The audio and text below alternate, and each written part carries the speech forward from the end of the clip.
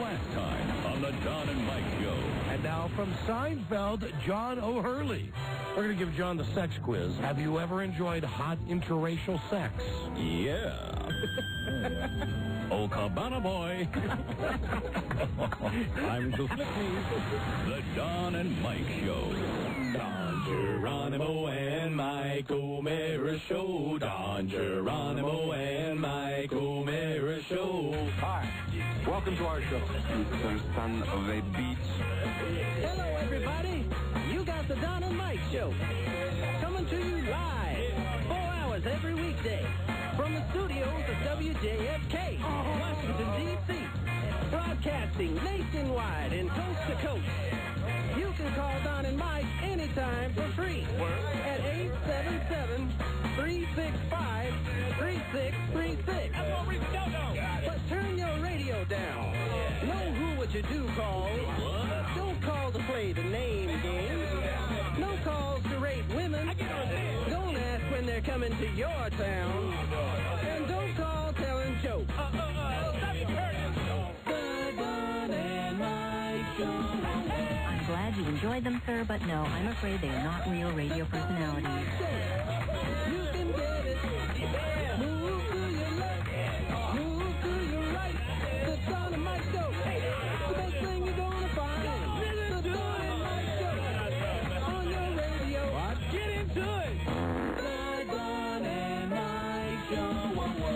You can call Don and Mike anytime, toll free at 1-877-365-3636. That's 1-877-365-3636. They're ready to believe you. Everybody loves Don and Mike. It's the Don and Mike Show, and they'll say what they wish. Where else would you rather be than right here, right now? Ladies and gentlemen, I did a lot of praying last night to this man. Right. I got down, I lit a candle, and I said a little prayer to God's only son, Bill Hochberg. Ladies and gentlemen, please welcome Rob Spiewak. Take it away, Rob. I'm Rob A. Rob Spiewak from the Don and Mike Show on WJFK, and I want to know, are you ready to help our team do a big win over the Giants today? What do you say, fans? Rob Spiewak. What do you say, fans? You know, Phil called me this morning. Really? He's very excited. He just bought a brand new $1,500 jumpsuit, and he's ready to compete among the top 20 in America. So good luck, Phil. He's number one, Rob. Good, maybe number two. Good afternoon, Mr. and Mrs. Bayer and all the ships at sea. And now, the men who brought you the 12-hour PBS miniseries, Ken Burns' Jizz, Don Geronimo and Mike O'Mara. Thank you, Robbie, and hello, and thank you for listening, everybody. We're here now.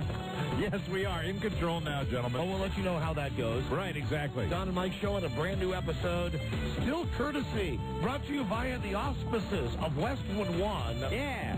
New episode on Tuesday, January 9. Our phone number, same as it ever was. Same as it ever was. 877-365-3636. That's your hotline to the hits. What can we say? Welcome to my world. Welcome to our ever-changing and controversial world. Yeah. Won't you come on in? More stuff happening now behind the scenes that we won't bother you with. Miracles, I guess. Yes. New friends one day, new enemies another. However, you know, I'd like to know what's going on. Yeah, I would too. I really would. Because if that's happening, then Leave your cares behind. gee, maybe we get sick. Yeah, I got a sore throat. And of course, you should all know that it's built with you in mind. Built with you in mind. Built with you in mind.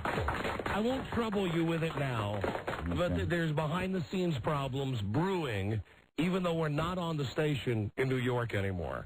Right. There's behind-the-scenes stuff that's brewing now. Yes. And we know that Ken Stevens and Jeremy Coleman are involved in that situation. Yeah, exactly. And, you know, and if there's no control over that situation, you know, if we're the enemy now, right. You know, if that's the way they're going to look at us up there in New York, then that's fine. Then we still believe that those two gentlemen, especially Mr. Stevens, has a connection to this radio station. Right. Hey, Charlie, did you talk to them up there? Did you figure out, without getting into grand detail, about what's going on. Did you get a handle on that situation? Oh, maybe this is him on the phone. Hello? I called Jeremy. Yes. And he said, what's wrong with that? He said, you guys have done the same thing in the past. No, and we've gotten in trouble for that in the past. I said, we've done that, but we've not gotten anybody to say we could. They don't have permission to do that. And there was a long pause, and he didn't understand why I was asking. I said, besides us thinking it's wrong, why do you think it's right? And he didn't have an answer to that, and I said, you should be the one telling them they can't do this. Let me explain what's going on. Those big pussies on WNEW, Opie and Anthony, the afternoon guys, what they're doing is, we canceled the contract with NEW yesterday. They still got the satellite feed of our show, and they got comments that we made after the show had ended on the network, and we were just on a local feed. We had the luxury of still hearing their show, and we heard them making noise like they were going to play excerpts from our show. Now, they can rag on us all they want. That doesn't bother us at all. But if they're going to play tapes of our show, that's a different deal. Because we've always been told all along that's unauthorized. Right. You can't take a tape of another disc jockey show and play it. You just can't play. We've had disc jockey wars for years and years and years. We don't, we can't do that. We've always been told that. And you certainly can't do that if it's someone who doesn't work at the radio station that you work at. Right. And we don't work there anymore, and it was a broadcast that didn't air on WNEW yesterday. Yeah, absolutely. So we're pissed about that. It's just Ken and Jeremy. And so what did he say? He hung up. I think he hung up. Well, where did he go? He hung up. Hold on. I was just giving the audience a little background on this. Right. Because, listen, this is the entire problem. Now that we're not going to be coming up there anymore, Opie and Anthony are teeing off on us full-fledged. And now it's maybe perhaps the natural feelings that we've had for them and they've had for us can come to the surface. But this is the hypocrisy of the situation. Exactly what they're doing today is the type of stuff that we get told all the time we can't do. Right. You can't call someone without getting their permission to put their call on the air. Right. You can't tape someone without getting their permission to put the call on the air. And one rule we've had all along is that you can't put another disc jockey's show on the air without that disc jockey's permission. Right. And the bottom line is here also, it's about time that we make a request like certain other members of this family have made requests before. It's not a question. I don't care what's legal, what's not legal. I don't want them to do it. Yeah. I don't care if they talk about us, but don't use our show for your material. Hey, so what did he say? He said, well, I guess then I will go nip that in the bud.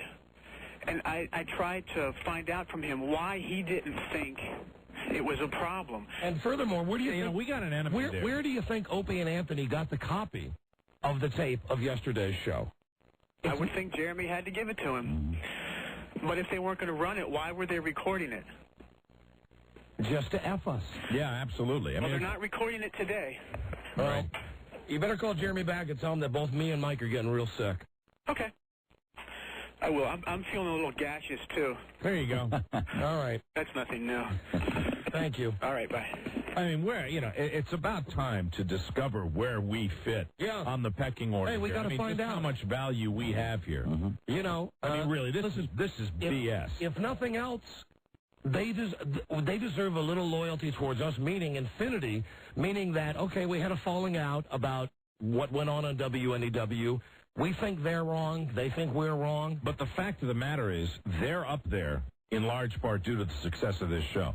Jeremy and Ken are up there because they were successful down here before they got the job up there. That's the bottom line. And now they're going to supply Opie and Anthony with tapes of this show that never aired. Yeah, that's crap. In New York, and allow them to play that and cut us an a-hole? Hey, forget it. You know what, Infinity? Ken Stevens? What it really comes down to is, why don't you decide who's more important to the company? Yeah, exactly. Really. I got zero problem with walking out. Hey, it's a bottom line issue. Let's add some numbers up. That's what I think. You want to know who's more valuable to the company. That's an easy equation. You don't even have to this doesn't have to be a subjective thing. This can be a completely objective issue. You just add it up. So, Jeremy, you big pussy, you gave the tape of yesterday's show to Opie and Anthony so they could cut us open today. Do we know that for a fact? Well, as much as I don't want to defend Jeremy. How else would they get the tape? Well, they got all the, that boys club they got up there. They got about 750 little ratsos running around that station. All I know is that every time we've gotten in trouble, they always say it's the program director who's responsible for what goes on the air. Yeah, exactly. And listen, he's sitting there with a gigantic dump button. Right, exactly. You know, and I know that we've gotten in trouble for doing stuff like that before. We've had severe rules put on us. You know, this goddamn thing with, hi, this is the Don and Mike show. Do you mind going on the air with us? We're the only show in the whole company that has to follow that rule. You know, it's just if Jeremy is thinking that he is so removed from us down here in Washington, D.C., that he can say, hey, forget about it. Go ahead. Take on those guys. And, talk about them all you want. He's sorely mistaken. You know what? See, the thing He's is, still tied into this radio station, whether he likes it or not. It ain't a fair fight because, like Mike said, we don't give a rat's ass what Opie and Anthony say about us on their show. It's their right to say anything they want. But if the station where, we've decided to leave, if they decide to take tape of our programming and play it on that station now, that's unacceptable. It's just like unacceptable to play our show last night. And it's not like it's archived programming that's run, that's already in their library. Yeah, if O&A want to talk about us all day on their show, they have that is absolutely no problem. I don't have a problem with that. We can do the same thing for them, and it can go on, and it's actually fine. But I'll tell you right now, if they're taking our show and taking excerpts of it, that's not fine. And that's something that, frankly, we're not whining about. We've never done that. We're not crying about. It's something that we've been told we can't do. And we have never done it, to the best of my knowledge. Have we ever done that, outside of disc jockey audition tapes that are sent here for comic value? Have we ever taken excerpts from a show? I don't think it's happened. No. We've had tiny little, maybe a commercial line here or, a Merry Christmas line here, but we have never taken content from another show that we're ragging on and playing. No. We don't need to do that. No, we record stuff off television, stuff that's in the public domain. I mean, and you can say, okay, the show's in the public domain, but they lifted it off the satellite last night at NEW and gave it to these guys on a platter. And the other reason that we're pissed is, hey, it's obvious that Ken and Jeremy have decided where their bread is buttered. Right. Right? We had a falling out with them. Right. The bread is buttered with Opie and Anthony. That's fine. Make your bed. Lie in it. But we've worked for them for 9 years. Exactly. And we've done an awful lot for them for 9 years. And I'll say fairly and vice versa. But if you're going to F us, and if you're going to let your afternoon guys in New York F us, and you're going to give them the stick to stick up our rear end, then we feel just like the other guy feels a little bit. Right. If that's the case, that's fine. And you know something? Before O&A came into this equation, everything was fine. They're the ones that stirred up a lot of this crap. Right. They really are. Because they were threatened by us from day one. Yes. And we played nice every single day with them. We did, and it was hard to do. It really was. It was definitely hard to do. Because we, let's be honest, we always did believe that we were the show that's right for afternoons. Yeah. In the entire company, we know we are. Mm-hmm. So we got to figure out what's going on. Maybe we'll just leave today. I mean, I hate to F everybody who's listening to the show, but really, this is an internal matter. We gotta flex our muscles somehow. That's the only power we have. This is an internal matter with management here at this station because both Ken and Jeremy are still involved in the management of this radio station. Right.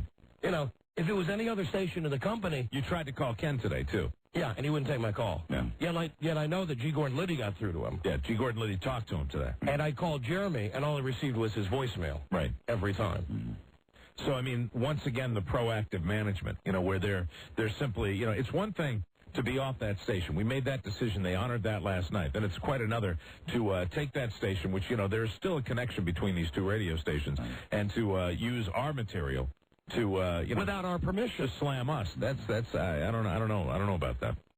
Yeah, forget it. I say we just leave.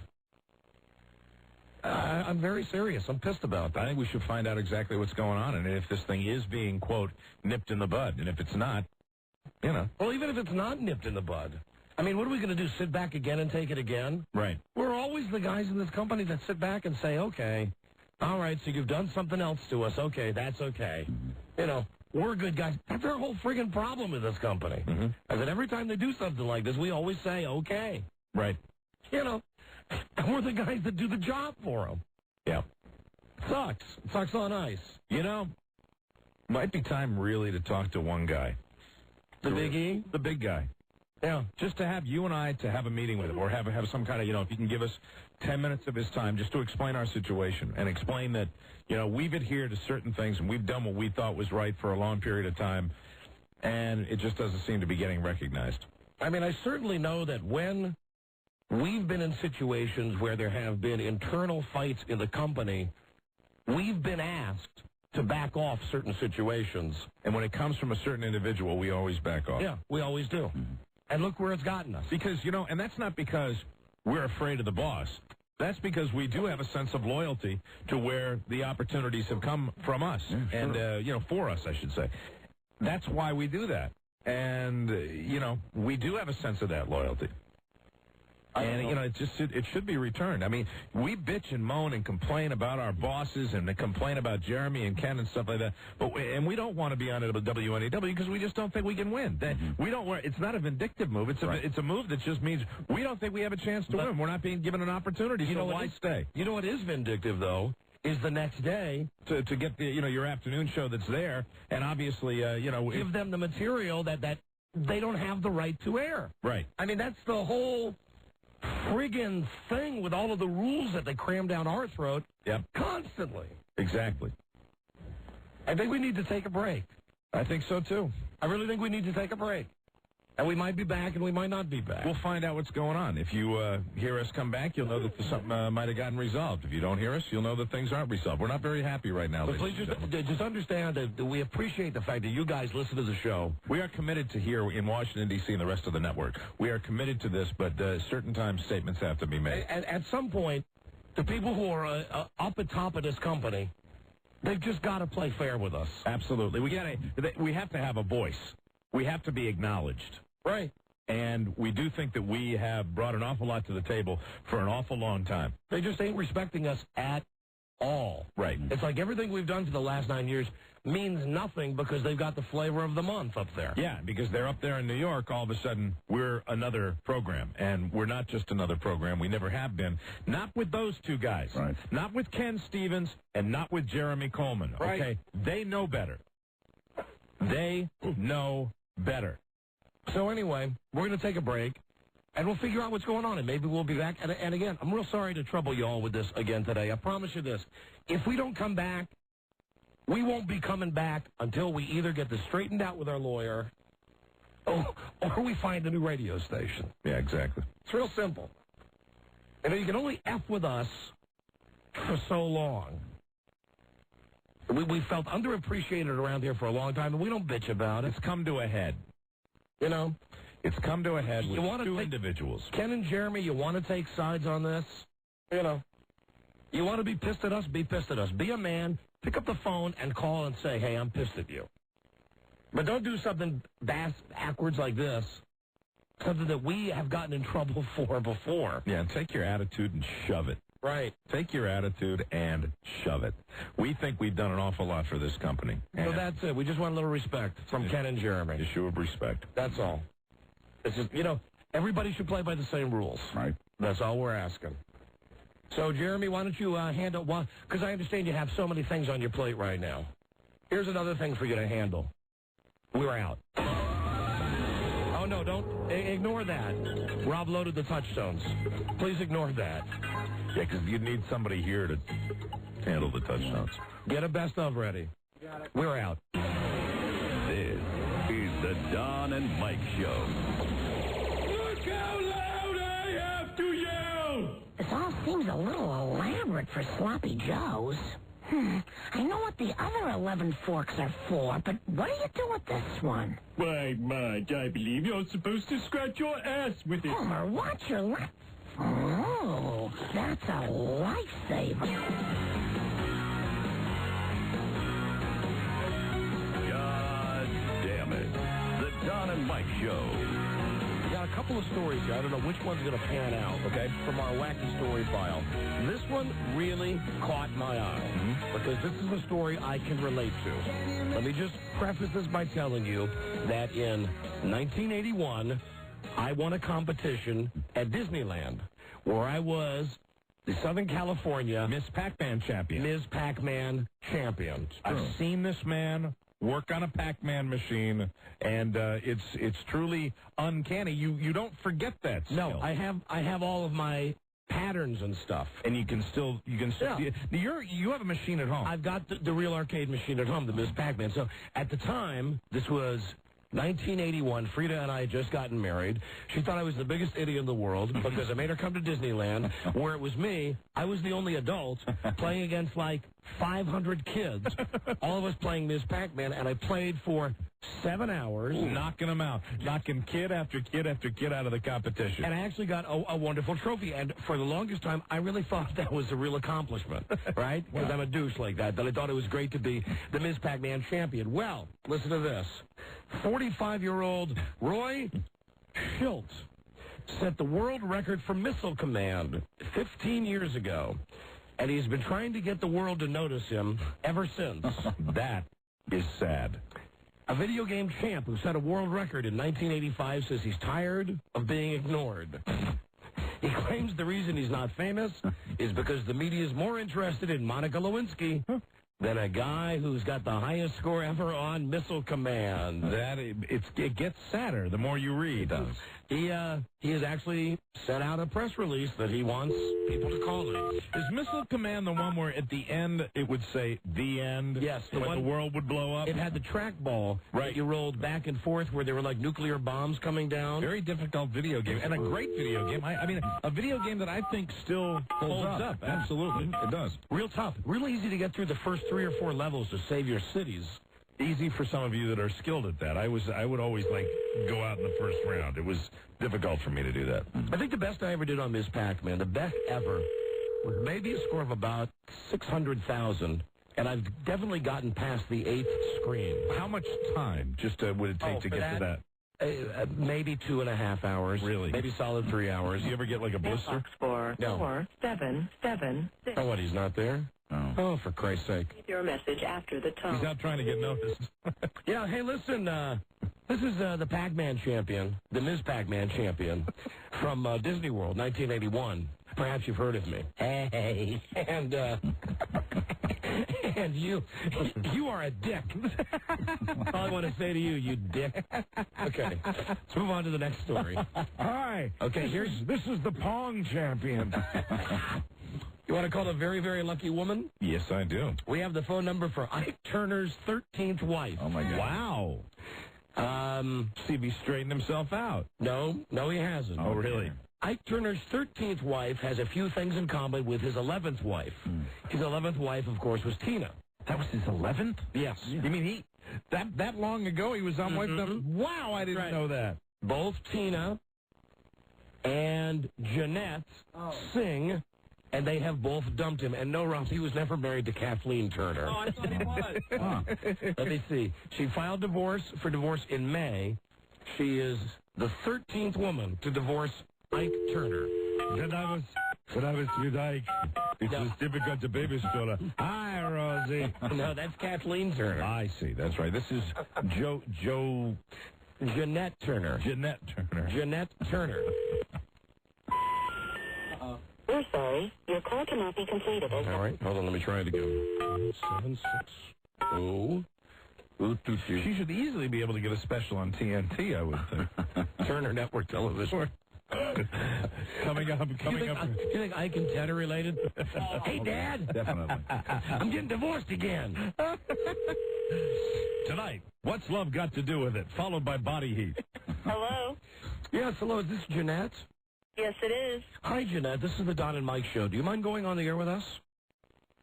Didn't I already do your show? No, honey. I know that we all sound the same to you, but you haven't. Well, listen. Y'all don't sound the same to me. Now, where are you at? It's a national show all the way from New York to California. And can you give me some more information so I can have record of you? A record of us? What kind of information do you want, honey? We'll give you our whole bio. What your radio show, the call letters are, and where you're located. We're on over 60 radio stations. I can't give you all of them. We're on the Westwood One Radio Network. We're based in Washington, D.C. Washington, D.C. Right.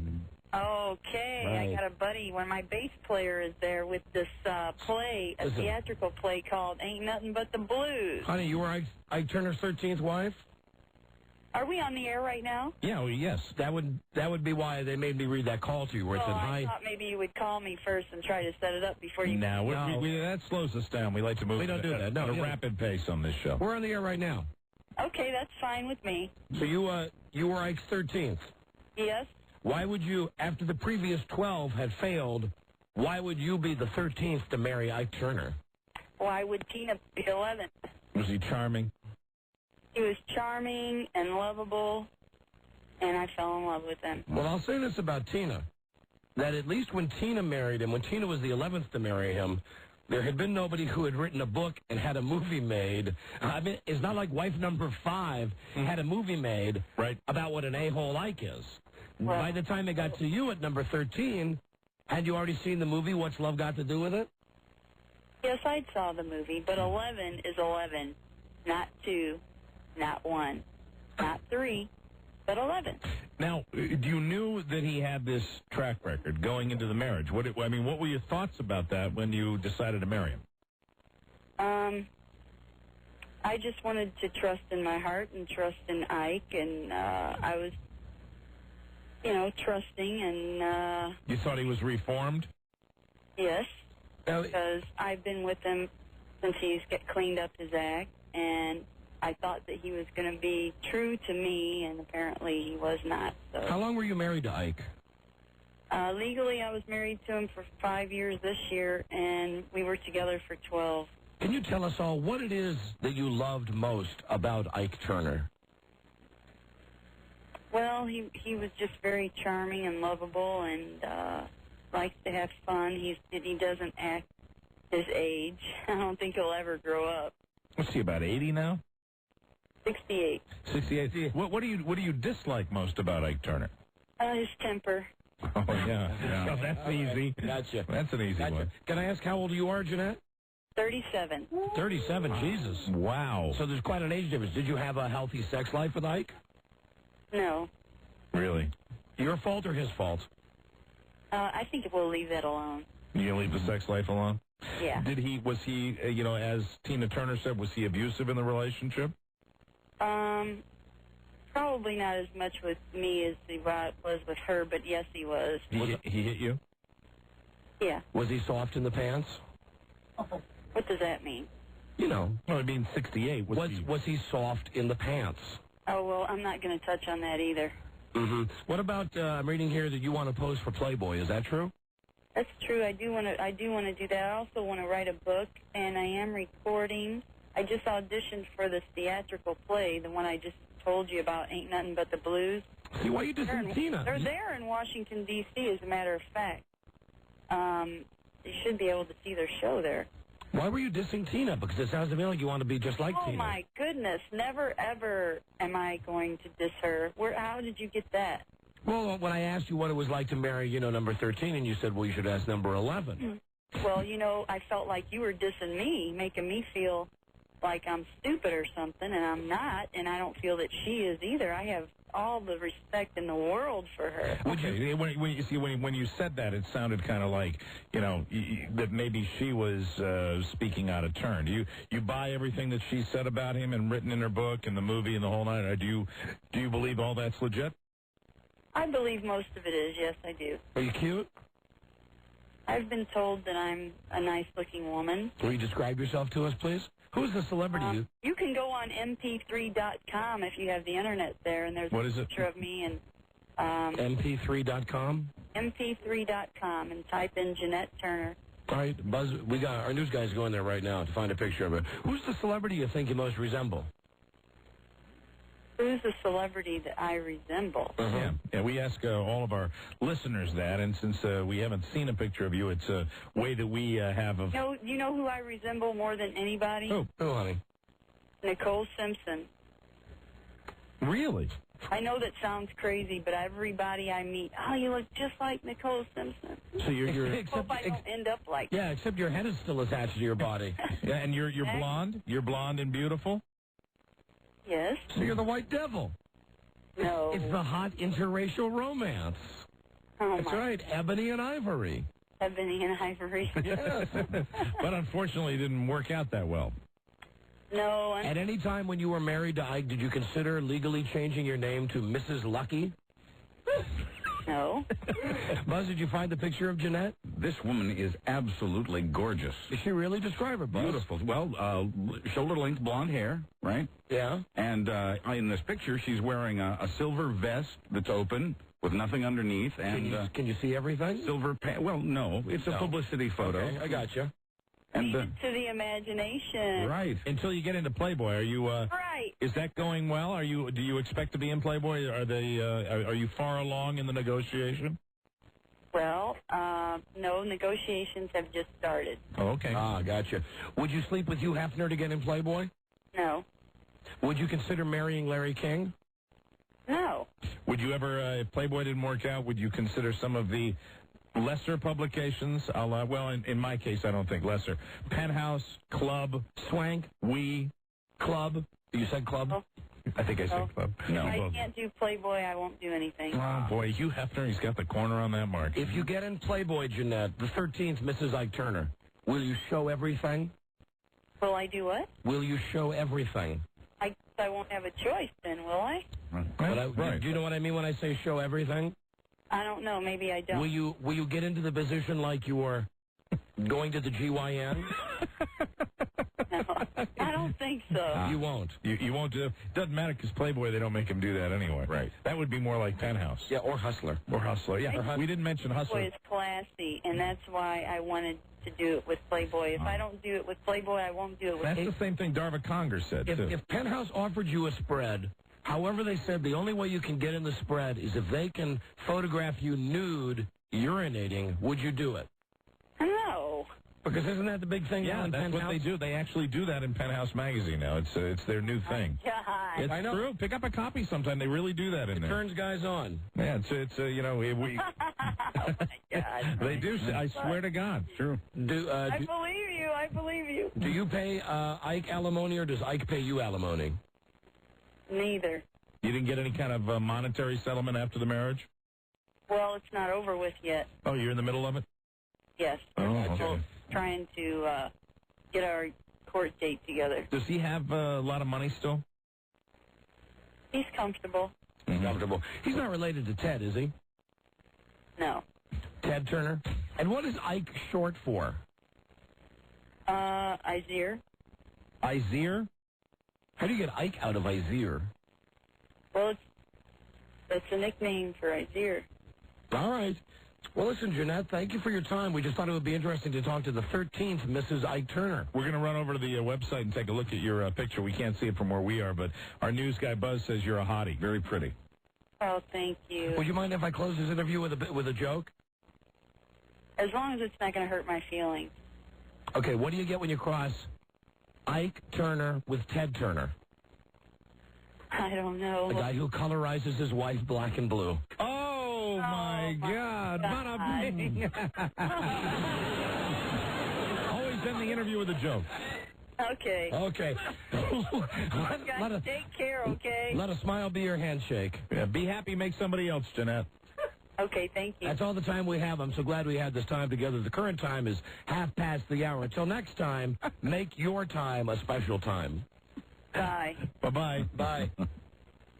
Bye. Crazy hoe. She was a whore. Very pretty. I don't doubt she's hot, Buzz. Wow. The 13th, Mrs. Ike Turner. That's the Ike Turner wife after all the stuff was out. Right, after the book, after the movie, after Tina screamed out how he treated her. Kind of thought he was reformed. Right. I guess he hadn't been. I guess not. What's the thing you dislike the most? His temper. Yeah. Right. Celebrity she most resembles, Nicole. Yeah, terrific. Nicole, not a great choice. My God. All right. There you go. Exclusive interview. We will be back with more in a moment. This is the Don and Mike Show. This is Larry Michael, Westwood One, Notre Dame Radio. The next time you need light bulbs, look to Sylvania for all your home lighting needs. I do. How about this lame-ass analysis? Come on over, baby. No daft tricks allowed.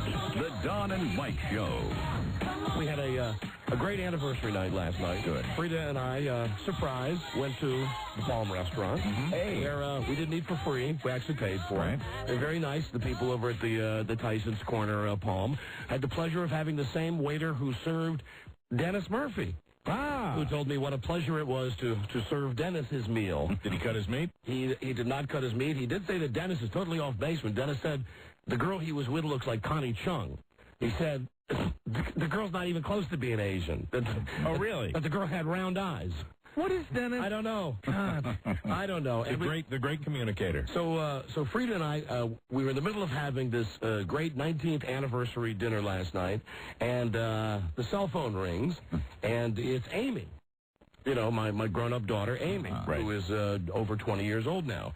And right in the middle of dinner, she called, I thought, to say happy anniversary. And as it turns out, she did say happy anniversary. And then she gave me the present that every father is looking for on his anniversary. Oh, no, not that one. She's not pregnant. Oh, all right. Okay. She's not pregnant. She just wanted an exorbitant amount of money. There you go. She just, I mean, happy anniversary, baby. I'm not talking about, hey, can you float me a couple of bucks to help me pay my rent? Right. I'm behind on a credit card, although I heard all of that. Right. And it was the big one. It was, she said, I'm having some financial problems, and I said, okay, I'm here for you. Tell me, I've certainly paid her school loans, bought her a car, done all that stuff. Right. And then I said, well, what are we talking about here? She said, because she mentioned the rent and the car payment. Sure. Behind on her credit cards. And I said, give me a ballpark. What are we talking about to get you out of trouble? And she said, $15,000. And I said, good luck. Wow. I said, good luck to you. Yeah, I mean, that's a hell of a lot of money. I told her I'd say the same thing to Bart. I said, if Bart was 20 years old and dug himself in that type of a hole, I'd say good luck. I mean, as it turns out, I did end up, writing her a check today. And so just count that as a wedding gift, enough to, hopefully to get her through the month with her bills and stuff. That's but fair. I mean, Jesus Christ. $15,000. Wow. And then she got pissed when I said no. Of course. Well, that's natural, too, I suppose. She got real pissed. Any kid that doesn't get what they want probably reacts that way. My God, 15 grand. Wow. 15 grand. Jesus Christ. That's a rather significant sum of money, right? I said, I know that you're my daughter, and a lot of this comes in the genes, but Jesus, even I wasn't in financial trouble like that when I was 20 years old. Wow, and did she give you any specifics? No, and that's what was the pisser about it, is that I know I'm being BS'd about this, because I said, well, how much is your rent? And she told me what her rent is, which I didn't believe, because she lives in Wisconsin, and basically everybody in Wisconsin lives in like an outhouse. They have a rent ceiling of $250. And then she mentioned a car payment, which Frida pointed out is more than either of our car payments. Wow. And then she mentioned the part about credit cards, and I said, well, I know with the credit card, I know that, if you're upside down in the credit cards, that you can just send them whatever you can, and if you promise them that you're going to make a payment every month, they will back off. I know because I've done that, and I'd be glad to help, in any way. And at that point, that's when she said, well, never mind.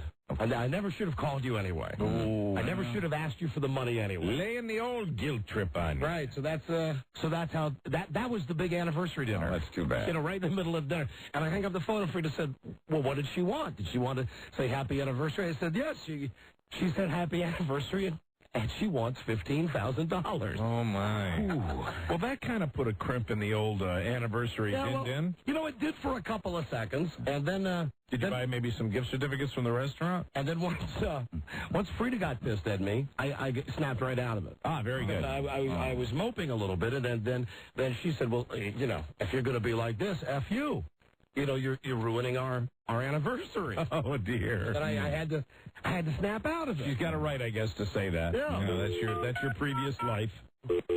No, I feel an obligation to Amy, certainly, but we need some harder facts. I said to her, I would say the same thing to Bart. If Bart, God forbid, was to call me when he was 20 and just say, hi, hey, Dad, how you doing? Can you send me $15,000? Right. Hello? Hey, honey. Yes, my boo-boo. Hi, baby. Hi. I was just talking about the $15,000 phone call we got yesterday. Oh, are you? Wait a minute. I'll go inside so I can hear you, but I'm outside with the neighborhood. Well, listen to her. Listen to her, the life she leads. Oof.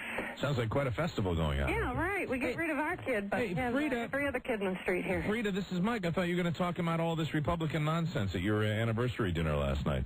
He wasn't, you know what? He wasn't talking to me about, he was thinking about that phone call, and he really that blew our superseded anniversary. everything. Yeah, I guess that happened. I told him you said that last night. That, we got the phone call, and then I was down, and then you got pissed at me for being down, so I had to just, forget about it.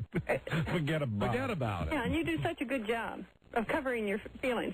3 martinis later, you were a little happier. Yeah, I did all right. Yeah. Isn't that wonderful? Aren't martinis wonderful? You ask waiters for them, and they bring them. $15,000. I mean, and Frida and I had a talk about it. Listen, if we believed that she really, really was in some type of dire, upside-down situation, we'd do it. But, don't you agree? Don't you think we're being BS'd on that? Who, me? Oh, I do. I mean, but, I have to kind of play the neutral party because it's, I don't want to tell you what not to do. It would be worth it if we could afford it, to not have you upset. But I think you go down that path and there's no return. You're bailing somebody out for the rest of your life. You're looking at 40 years of $15,000. Oh, and then the other thing that she said was not to tell her mother about it. That was another red flag. Mm-hmm.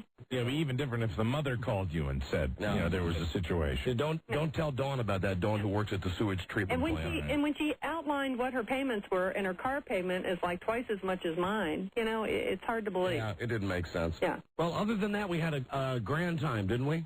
Yeah, we had a lovely time. Oh, come on. Well, it was good food.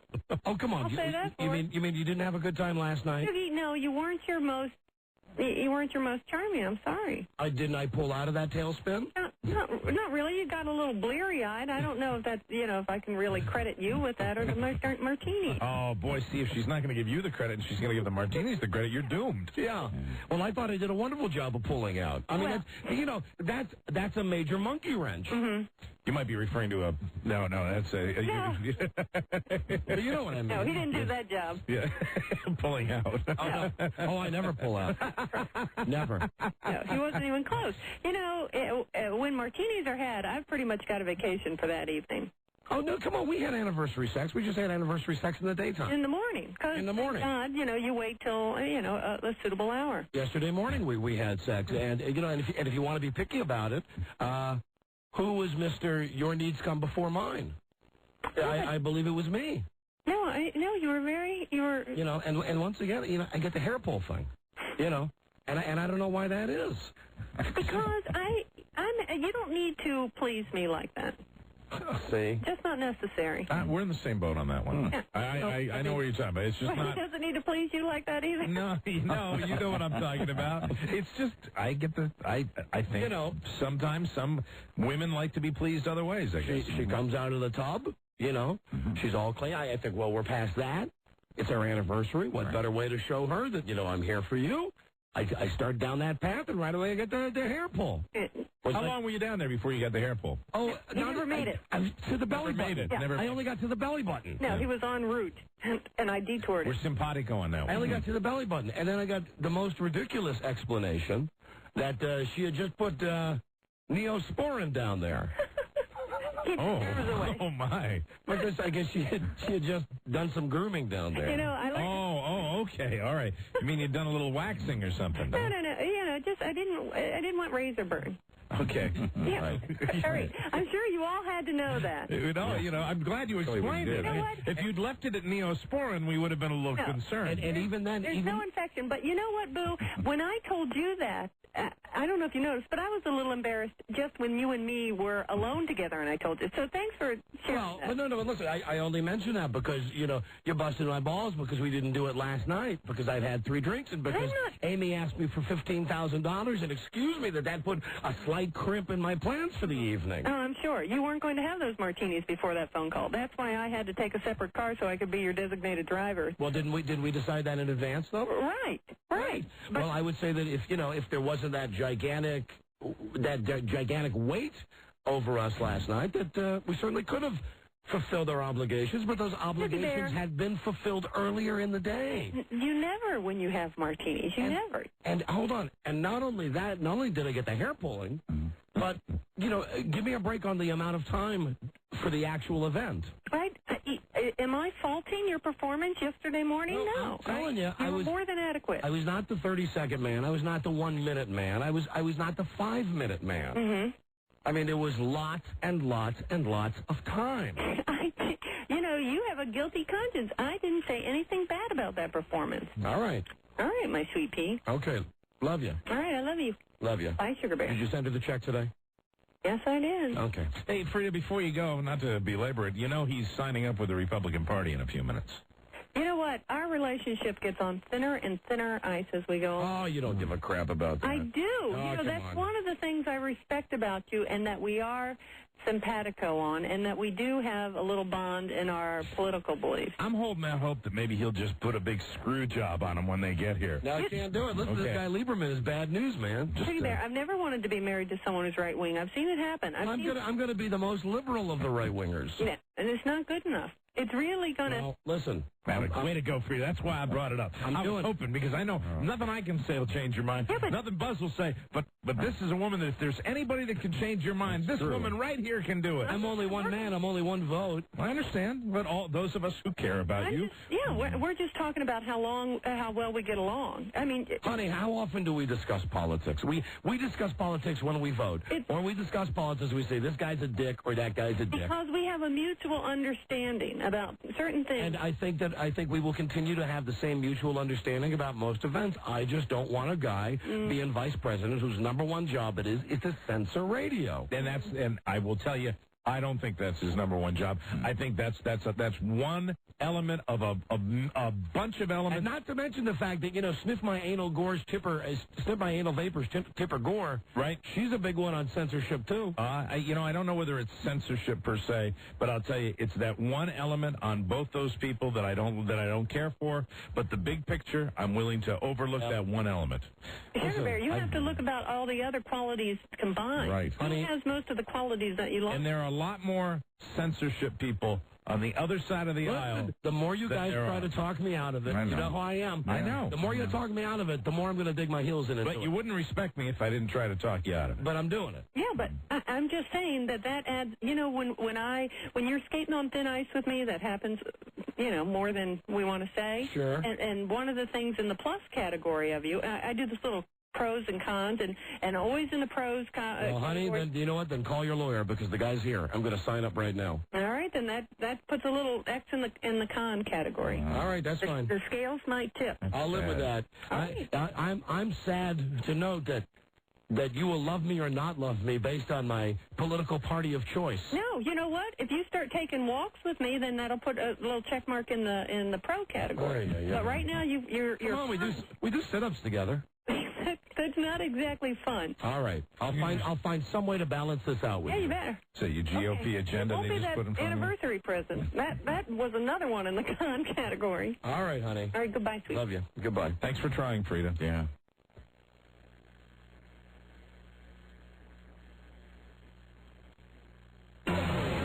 This is the Don and Mike Show. We don't need no badges. I don't have to show you any stinking badges. Broadcasting with a secret stash of ass gas. Don and Mike. Don and Mike, hello. Hey, am I caller 100? Yes, you are. Are you in upper management at KFA? You just have that sound about you. Timid. What's your name? Tim. Tim, where you from? Sacramento. Tim, caller 100. And you won the WCW Thunder Prize Pack. Don't miss WCW Thunder tonight. Goldberg and many other wrestlers. All right. Would you just get done J-O-ing or something? Yeah. You seem out of breath. Are you incredibly nervous? Is that what it is? Yeah. All right. You've also qualified for $1,000 that we're giving away on Friday's episode. A random winner this week gets $1,000 cash from OnMoney.com. Bring all of your accounts together with a single easy-to-use statement from OnMoney.com. See and manage your bank and investment accounts and your credit cards with OnMoney.com. Please listen on Friday's episode when we give away $1,000. Okay. Okay. I'm worried about that breathing. Do me a favor. Yeah. Go like this. Put your fingers on your nose like this. Okay? Yeah. Fingers on the nose. Now, close your mouth. Now, the fingers that are on your nose, take those fingers and put them over your mouth. Now, breathe through your nose. Don't breathe through your mouth. He's breathing through his nose. I don't hear mouth breathing anymore. Remember, you took the fingers from your nose and put the fingers on your mouth. Now, are you getting a good flow of air through your nostrils? Yeah. All right, this is how we civilize people who walk on 2 feet. This is how we breathe, through our noses. Okay, thanks. What's going on in the background there? Are you at... No, everybody at work's like now standing around, so everyone's talking and it's hard to hear. Like they're all like around like? Yeah. Tell them that we're teaching you how to breathe through your nose. They're teaching me how to breathe through my nose. Because you're a mouth breather. Because I'm a mouth breather. Where are you employed, sir, if you don't mind telling us? At Educade. Educade? Yeah. Is that some sort of educational place? Yeah, they do student loans. Student loans. Would you please ask some of your coworkers if they've ever noticed that you have this habit of breathing through your mouth? Have you guys ever noticed I have a problem of breathing through my mouth? Yeah.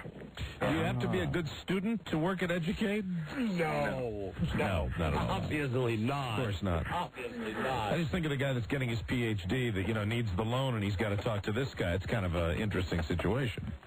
Would you please ask your coworkers if they think you have bad breath? Do you guys think I have bad breath? Yeah. No hesitation. Right. That's another reason you should learn to breathe through your nose, not through your mouth. See, that way you're not blowing that bad breath out.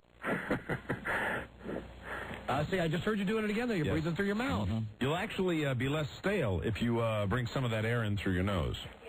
Let's try it. Put your hand over your mouth. Let me hear you talk. Go, so I know your hand's over your mouth. A lozenge always works, too, because you have to keep the mouth closed really well. Some people don't.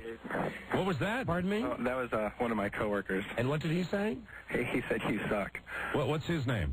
His name's Justin. Well, why did you ask Justin to be a big man and pick the telephone up? Hey, Justin, they want to talk to you. Hold on, we're getting them. All right. Come here. Justin. Oh. Is Justin coming to the phone? He's hiding. He is? Well, tell me he was a big man. He was a big man to scream into the telephone and keep running. Hey, Justin. Hey, tell Justin that we have... Hold on, here he comes. All right, good. Hold on. Are you still breathing through your mouth? Yes, he is. Hold on. Do you have a bad tooth? Is Justin... hello? Is Justin on the phone? Yeah, this is him. Hey, bud, what's your problem? Yeah, I mean, we're giving your buddy here a prize on our show, and you got to come by and shoot your mouth off. What's the problem, bud? Hey, you guys aren't usually like that to me when I listen on the radio. Hey, dude, what's your problem, man? Yeah, come on, what's the problem, Justin? What? What's the problem? This is all made up. I just work here. I didn't say anything.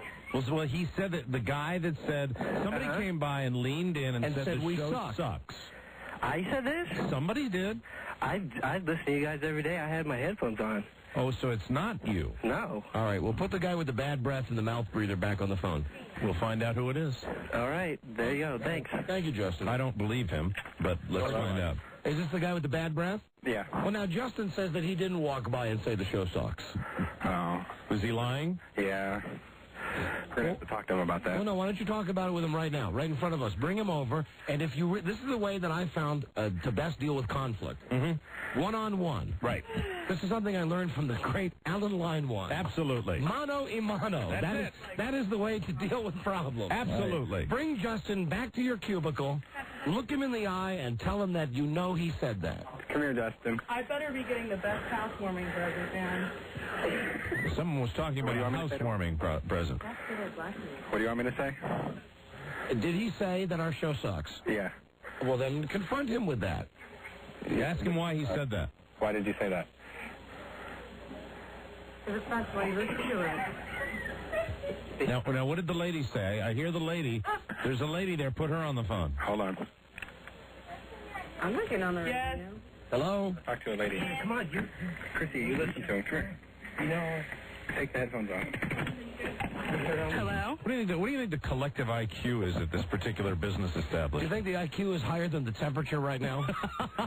What is it out in Sacramento? About 60 degrees? No, it's about 85. Well, then I would bet that the temperature is higher than the collective IQ in your office. In this particular case, I think that's absolutely right. Now, who's the person that was saying something about a housewarming gift?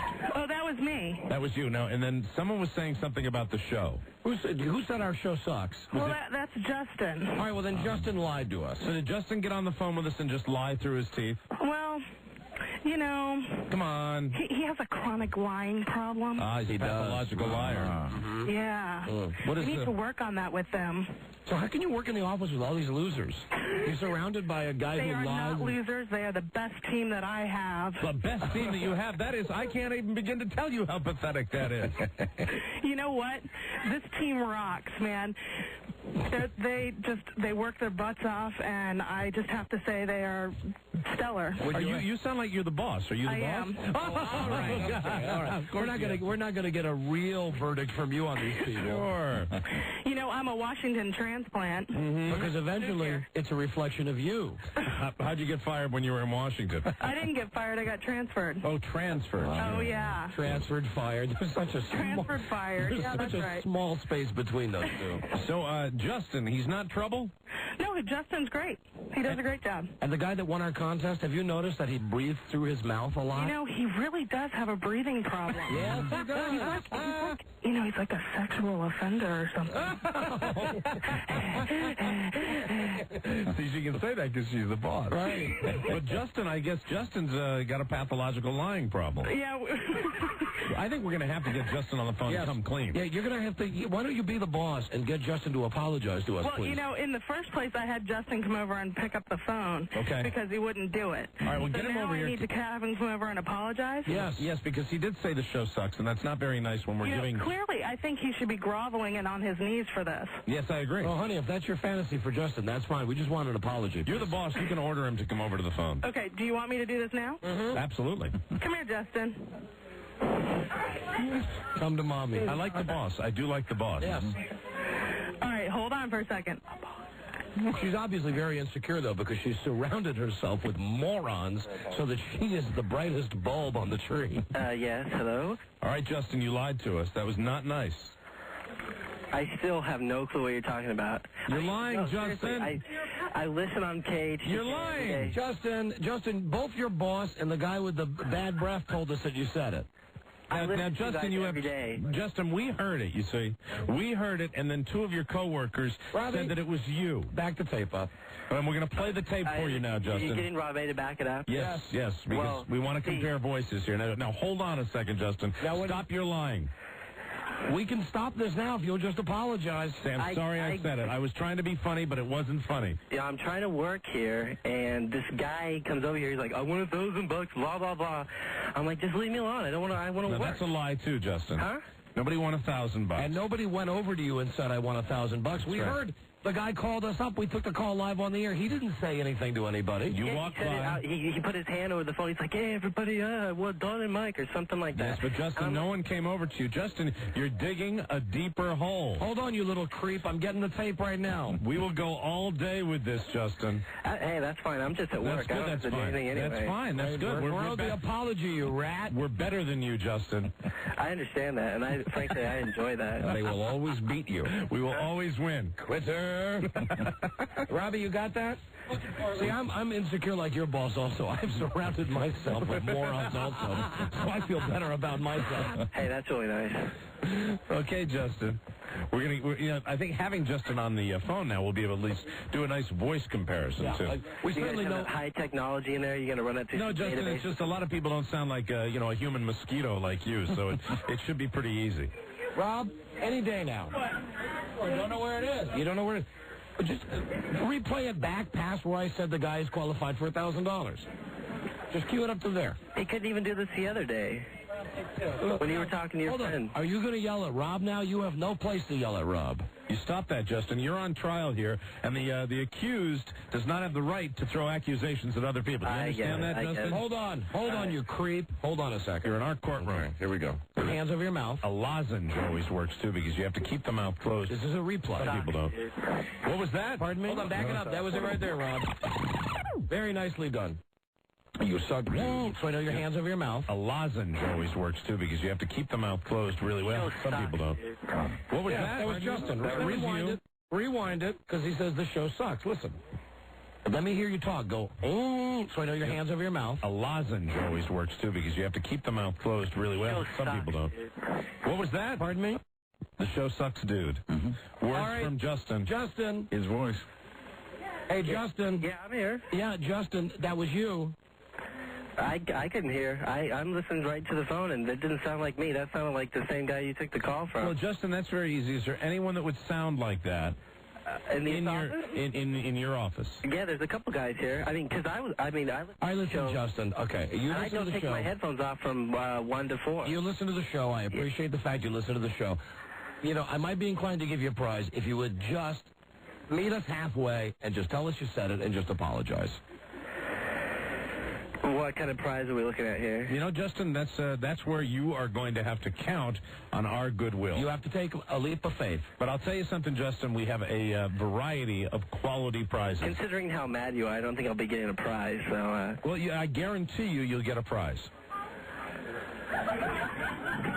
See, everybody's listening on tape delay. Yeah. So listen, do we get our apology or not? We know it was you little creep. And you listen every day. If you do, if that's the truth... It is. Then, you should apologize. And you'll get a prize out of it. Okay, Don Geronimo and Mike O'Mara, I would like to take this opportunity to sincerely apologize for saying that. I had no intention of, being mean to you guys. You put on a fantastic radio show, and I in no way meant what I said earlier. That was a phenomenal apology. That was good. I'm even going to applaud that apology. Thank you, Justin. No, honestly, it was sincere. You put on a good show, and I enjoy it. Thank you, Justin. That was a wonderful apology, and he's earned his prize. And that was where I get stiffed, right? No. I'm going to send you one of my boogers. Oh. In a baggie. A booger in a baggie. Excellent. A little bit of my DNA. I'll tell you, when Don gives those away... Can I get a bowel movement in the baggie? And all I ask is that you don't pull an OJ, you don't go out and kill somebody and smear my booger on the body so that my DNA shows up. And, a lot of people, when we give boogers away on the air, those phones light up, Justin. I can tell this line's about to cut out there. Getting rid of it. They're collector's items. And you know what? I'm going to wait until a day when I'm real flummy, and maybe I'll be able to get you a bloody booger. That sounds great. And we'll call it Justin's Day. Oh, that's fabulous. Justin, thank you for the apology. No problem. You're a good man, Justin. Now go back to your headphones. Do I put the winner back on? Yes, and then we'll need to get your information, too, because, Justin, I am a man of my word. That's right. I swear to God, I will send you one of my boogers in the mail. A booger in a baggie. That would be fabulous. Now put the guy with the bad breath on, please. Okay, no problem. Have a good day, fellas. Thank you, Justin. Eventually there's always justice in the Don and Mike courtroom. It was fine, Justice, and I will tell you, quite often those under duress apologies are not good. I believe Justin may have given us the best one ever. I think so. Hello? Have we got Slacker back on? Yeah. Yeah, okay. Now, what have you learned today? You're not going to breathe through your mouth, right? Right. Right. Good man. All right, beautiful. Tell me something. That boss of yours, is she hot? Oh, yeah. Who's the celebrity she most resembles? I don't know. Who do you guys think? Hold on. Can't you think on your own just once? Really? I can't think. Of course you can. Would you like to have sex with her? Oh, yeah. Oh, all right. Okay. Oh, yeah. Matter of fact. Oh, yeah. Thank you for calling Educate. Have you ever thought about having sex with her? No. Hold on, please, mouth breather. Hold on. Thank you for listening. This is the Don and Mike Show. A wop, bop-a-loo-bop, a wop, bam, boom. Even better than a nice stab in the ass. The Don and Mike Show. Hello, Don and Mike Show. Hey, Mike, it's Angela. I just wanted to say hello to you again. It was a pleasure meeting you Saturday. Angela from my brother-in-law's party. Hey, baby. How you doing, boy? Oh, this is my buddy from my brother-in-law's party. I always tell people that I ever socialize with, I said, don't call the show, but you can call the show, because I like you, Angela. Angela sounds like a man, baby. She's a lovely lady. I'm not a man. She's a hot soul sister, baby. Well, we had a great time at that party, Angela. Yes, we did, and I didn't get a chance to say Happy Father's Day to you the next day. Well, you were the only one. Thank you. Thank you very much, and I had a great time at Lou's party. Sure. Thanks, Angela. You have a good one. Okay, listen, bye-bye. Speaking of, why don't you go first? Because I know that we always do the weekend recap, and I do have a bunch of weekend stuff to tell you about, including what turned out to be a very nice Father's Day weekend. Good. Yep. That was given to me by my family, but I turned the floor over instead to Mike. Okay. All right. That Angela called from.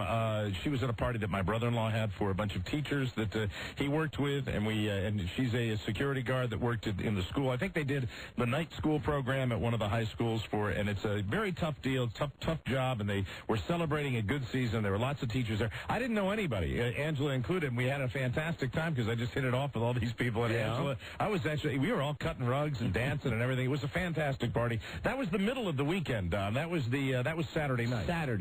Saturday evening, when my wife and I arrived, no one was there yet. None of the teachers had arrived for this party yet, and we were at my brother-in-law's house. And as we sat down, I believe the subject of Father's Day came up. And as soon as the subject came up, I heard my wife go, and I looked at her and said, what?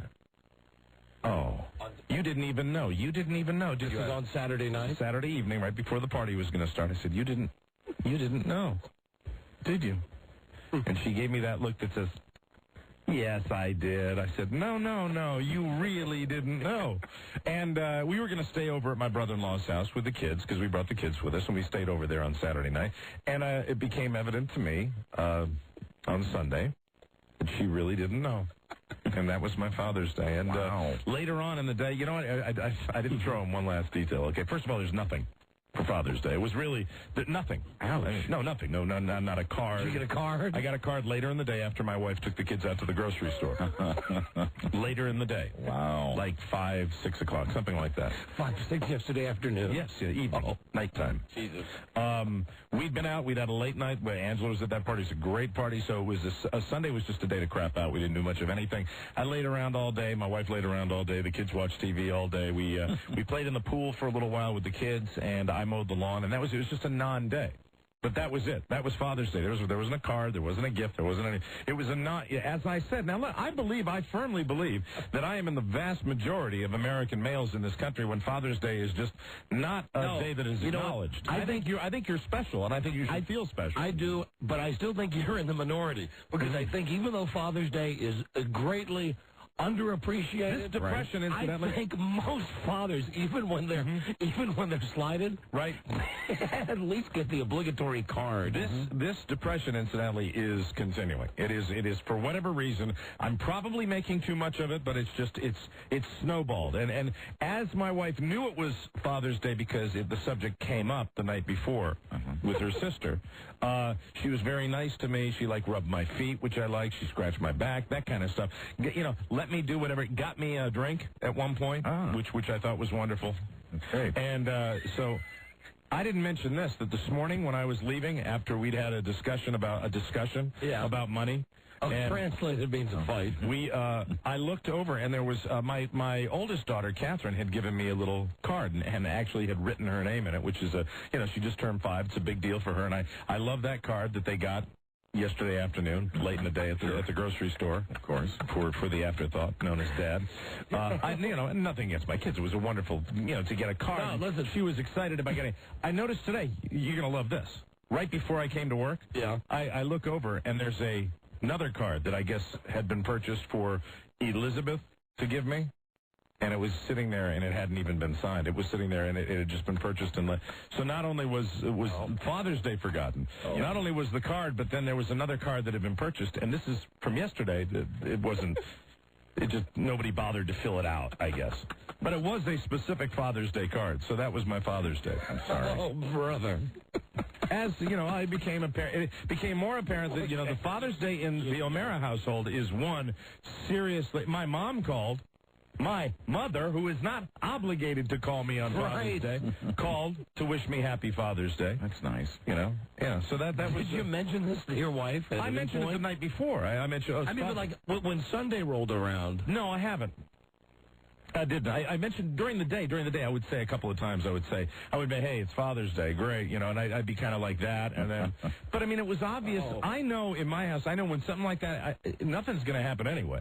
It's not like there's going to be any, fire drill that's going to cause, Father's Day to be changed or anything And like as that. we discussed last week, never is there really the big pomp and circumstance for Father's Day that you have for Mother's Day or even for Grandparents' Day or obviously for a birthday or for an anniversary. But I would think at the very least, if your wife goes out and shops, she would have to run into the advertisements that say, Father's Day Sunday. When for Christmas, my wife bought me a basketball backboard that she was going to set up, and I was hoping that for Father's Day she might have finished putting that together and put it up, but that didn't happen either. So I was I was kind of looking at it in the backyard as I was mowing the lawn, and I saw it sitting there because she picked it up last week and or the week before, and I was hoping that might get put together. Hold on. Pardon me? There's layers here. Yeah. This was a gift that she got you when? Christmas. And she just picked it up. A couple of weeks ago, I think. Yeah, a week ago. It hasn't been. When Mike tells the story, you got it. It's almost like one of those 3 or 4 level cakes. Feel it back. It's almost like a trip to the center of the journey of the journey to the center of the earth, where there's the many different levels you got to hear this story. Yeah, I'm excited. We figured out a place to put it, and we found that out last week. And I was hoping maybe that would happen, but that didn't happen either. So it was a very. I'd be lying if I didn't say I was a little depressed at the end of the day. Sure. But I can't get too depressed and overreact too much because I've got the birthday coming up. This week. Well, this would not be your wife calling on the hotline. I don't know. Let's see. Your wife has never called the show before. Hello? You have an AT&T collect call. Caller, at the tone, please say your name. Jimmy. Will you accept charges? Doesn't sound like my wife. Yeah. Say yes or no now. Yes. Good. Yeah. Thank you for using AT&T. Good. It's good for me to get off this subject. Before I get into trouble. It's bad. Before I get into trouble. I want to hear more. That's it. That's it pretty much in a nutshell. Jimmy. Hey. Hey, dude. What's going on? Jimmy, you, of course, you're divorced from your ex-wife. Yeah. Did you receive a Father's Day card yesterday? No. From your daughter? Well, I didn't see Rachel yesterday. Did you get one in the mail? No. I'll get one next weekend when I pick her up. You're not alone, Mike. You're not alone. I did get technically before midnight of last night, I received a card. So I can't, I know. But it was, the depression really hit me on Saturday night. We were all sitting around, and I looked over and I realized there was someone in the room that had no idea that Father's Day was Sunday. Yeah. That's bad. Sorry. I'm very depressed. Sorry. Yeah, that was it. But I can't overreact because, I got the big day coming up this week. Well, you better start, writing her notes to remind her that your birthday's coming up this week. I'm not, right now, the way it is, I sat there today, I was eating a hamburger patty with some cheese on it, just sitting there on a plate, and I'm watching television, and I just was bumming, and I just want to stop bumming out about this because it really will get to me if I think about it too much. But it's big deal. Big deal. Yeah, no. Just like my birthday. Last year was the big 4-0. That was an important birthday to me. This year's birthday means dick to me. It does. It's not like the big one last year. Father's Day is a day that, no matter how it is slighted by the women folk, should not be ignored. I know. I feel the same way. And damn it, I'll say it. The fault is not with your beautiful children who have just learned how to write their names. No, not at all. The fault is not with your beautiful children, for whom every day is Father's Day. I think my daughter might have said to me, really, I think she might have said, what about, how come there's not a Kids' Day? Which I thought was funny. Yeah. And that's when I informed her that every day is Kids' Day. Okay. Hello, Jimmy. Hey. Hey, dude. What's going on? Everybody, of course, my real-life brother, Jim, the Earth Dog. Hey, Jim. Are you driving the truck today? Yeah, I'm up here in Baltimore. Hey, you're close to home. He's dangerously close. What is through D.C. tonight? Pardon me? I'll be coming through Washington tonight. Will you just be passing through? Yeah. Aw. Damn. All the way down, I got to go up here to Aberdeen and then down past Richmond. Damn. Yeah, that's what I felt. Damn. I know he wants to be I could invited. make a detour by your house. There you go. Made him say it. I know he wants to be invited. All right. Would it be an overnight stay? No. All right, come on by. I mean, what the hell? Why don't you come by the station? Either way. No, I'd rather have him come by the house. No, come on by. No, it won't be. I got to unload at 11:30 tonight. I wouldn't be in Washington until about 1 or 2 in the morning. 1 or 2 a.m. Well, for goodness sakes. I guarantee I'll be fast asleep then. Leave the door open for me. Yeah, right. I'll do that. No, really, what's your schedule? Can you, seriously, all kidding aside, you know that you are... Now, listen, hold on. I kept a straight face during your discussion I know you about did. Father's Day. Okay? I know, that's right, absolutely. So keep a straight face now with me and my brother. I will. And I do mean this from my ticker. You are welcome anytime. Uh-huh. So how about it? How about what? I am offering you the invitation to shack up. Can't stop this time. Can't stop this time.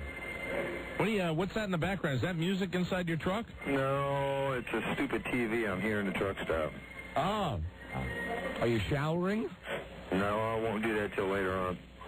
You sound down now, Jimmy. Are you all right, Jimmy? I just woke up. I was listening to G. Gordon for a little bit, and he put me to sleep. Oh, dear. That'll do it to you. All right, so listen, you're in the immediate area. Yeah. But really, there is no way that you could just run by? No. Even for a brief visit, which is the kind of visit that I love the best? No. A brief visit? No. What are you hauling today, Jim? Frozen meat. Oh. Maybe he could swing by, huh? I got chicken nuggets and chicken and cheese nuggets and stuff like that. Oh. What is the latest? I'm sorry, you just lost Mike there. Yeah, absolutely. I was thinking maybe you had like some good USDA Prime or something like that. What is the latest in your soap opera of a life with Mom and Dad? Oh, geez, they had me back in court last Monday. Last Monday again back in court. Yeah. And why was that? I didn't go. I don't know what it was about either. I didn't call my attorney yet. You know, my mom and dad have got this deal where my brother, as you know, has the restraining order against my mom and dad that they can't come within 100 feet of him. My mom and dad went back to court to fight that under the grounds that they wanted to see their granddaughter, my brother's daughter, even though they really don't want to see her. They really just want to have this restriction order expunged from the record. Right. Yeah. Because that's all they really care about is appearances. Yeah. Right? Yep, I mean, that's it. I'm pretty much telling it the way that it is. I never really cared about seeing Rachel before. Right. And they screwed her on her birthday last year. They didn't see her till she was 3 years old. You know. And when I was counseling my brother about this, was it last week we talked about this? You know, it's like my mom and dad want to get in a pissing match with him. And I said, at some point, you just have to back off a little bit. You have to say, you know what? You won the battle. You proved to them that you can stand on your own 2 feet. You got the restraining order against them. If they want to come back into court and make asses out of themselves, you know, let them do it. Yeah. And if they want to... Such a fine line. You know, sometimes if you lay down and you just walk the other way and just say, forget it, you take the high ground, then it just empowers people to keep being jerks. But sometimes it's a good idea. It's very difficult to decide when you're gonna confront and when you're not going to confront. But with my mom and dad, I mean, and this is the lesson that I hope my brother learns from me, when they finally realized that they had nothing else that they could hold over my head, when they finally realized, I think it was Frida.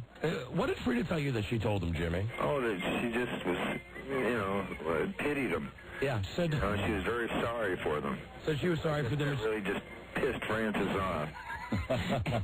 And once my mom and dad realized that they'd run against this brick wall, that there was really nothing that they could say or do to hurt me. I mean, keep in mind that they sent back all of my baby stuff in a box and sent me letters saying, waiting for. You know, send me back letters saying you're not really our son. You know, you were adopted. Nobody wanted you. Once we went through all of that, and she called one time, but Frida just said to her, you know what, Fran, we just pity you. You know, we feel bad for you. All of a sudden, it dried up. They stopped bugging me. They stopped trying to get in a pissing match with me, which is what you have to do. You just have to let it go. Oh, I was letting it go after I got the restraining order until they came back into town last month and drug my ass back in court. I know, but you just... You know, and it's like you just said, you know, it really pissed Francis off that they went back to court twice, and I guess last Monday the restraining order's still in place. Yeah. Otherwise I would have heard from my attorney. Right, so like I told just eating them alive, man. Like I told you, take some solace out of that. Mm-hmm. Yep. I do. I'm enjoying that. All right. I don't care. No, you do care. If they want to see Rachel, fine. It's like we talked about. They'll see her in August when they come up, and it'll slowly dwindle away. So the thing my mom and dad are trying to do is they're trying to invoke, maybe you've read about this, the grandparents rule. Right. Yeah. This thing that's gotten a lot of pub recently. Right. No, they don't even want to do that. The attorney told them last month that's what they should do. And Sam stood up in court. Oh, no, we want the whole restraining order done away with. And the judge asked him, well, if you don't care to see your son, why don't you just go take the ex-wife back through court, divorce court, and give visitation on grandparents' law? Yeah. They don't want to do that. They want to go get the whole restraining order done away with. Because that's, you know, and in that way, I told my brother, that's where you don't realize.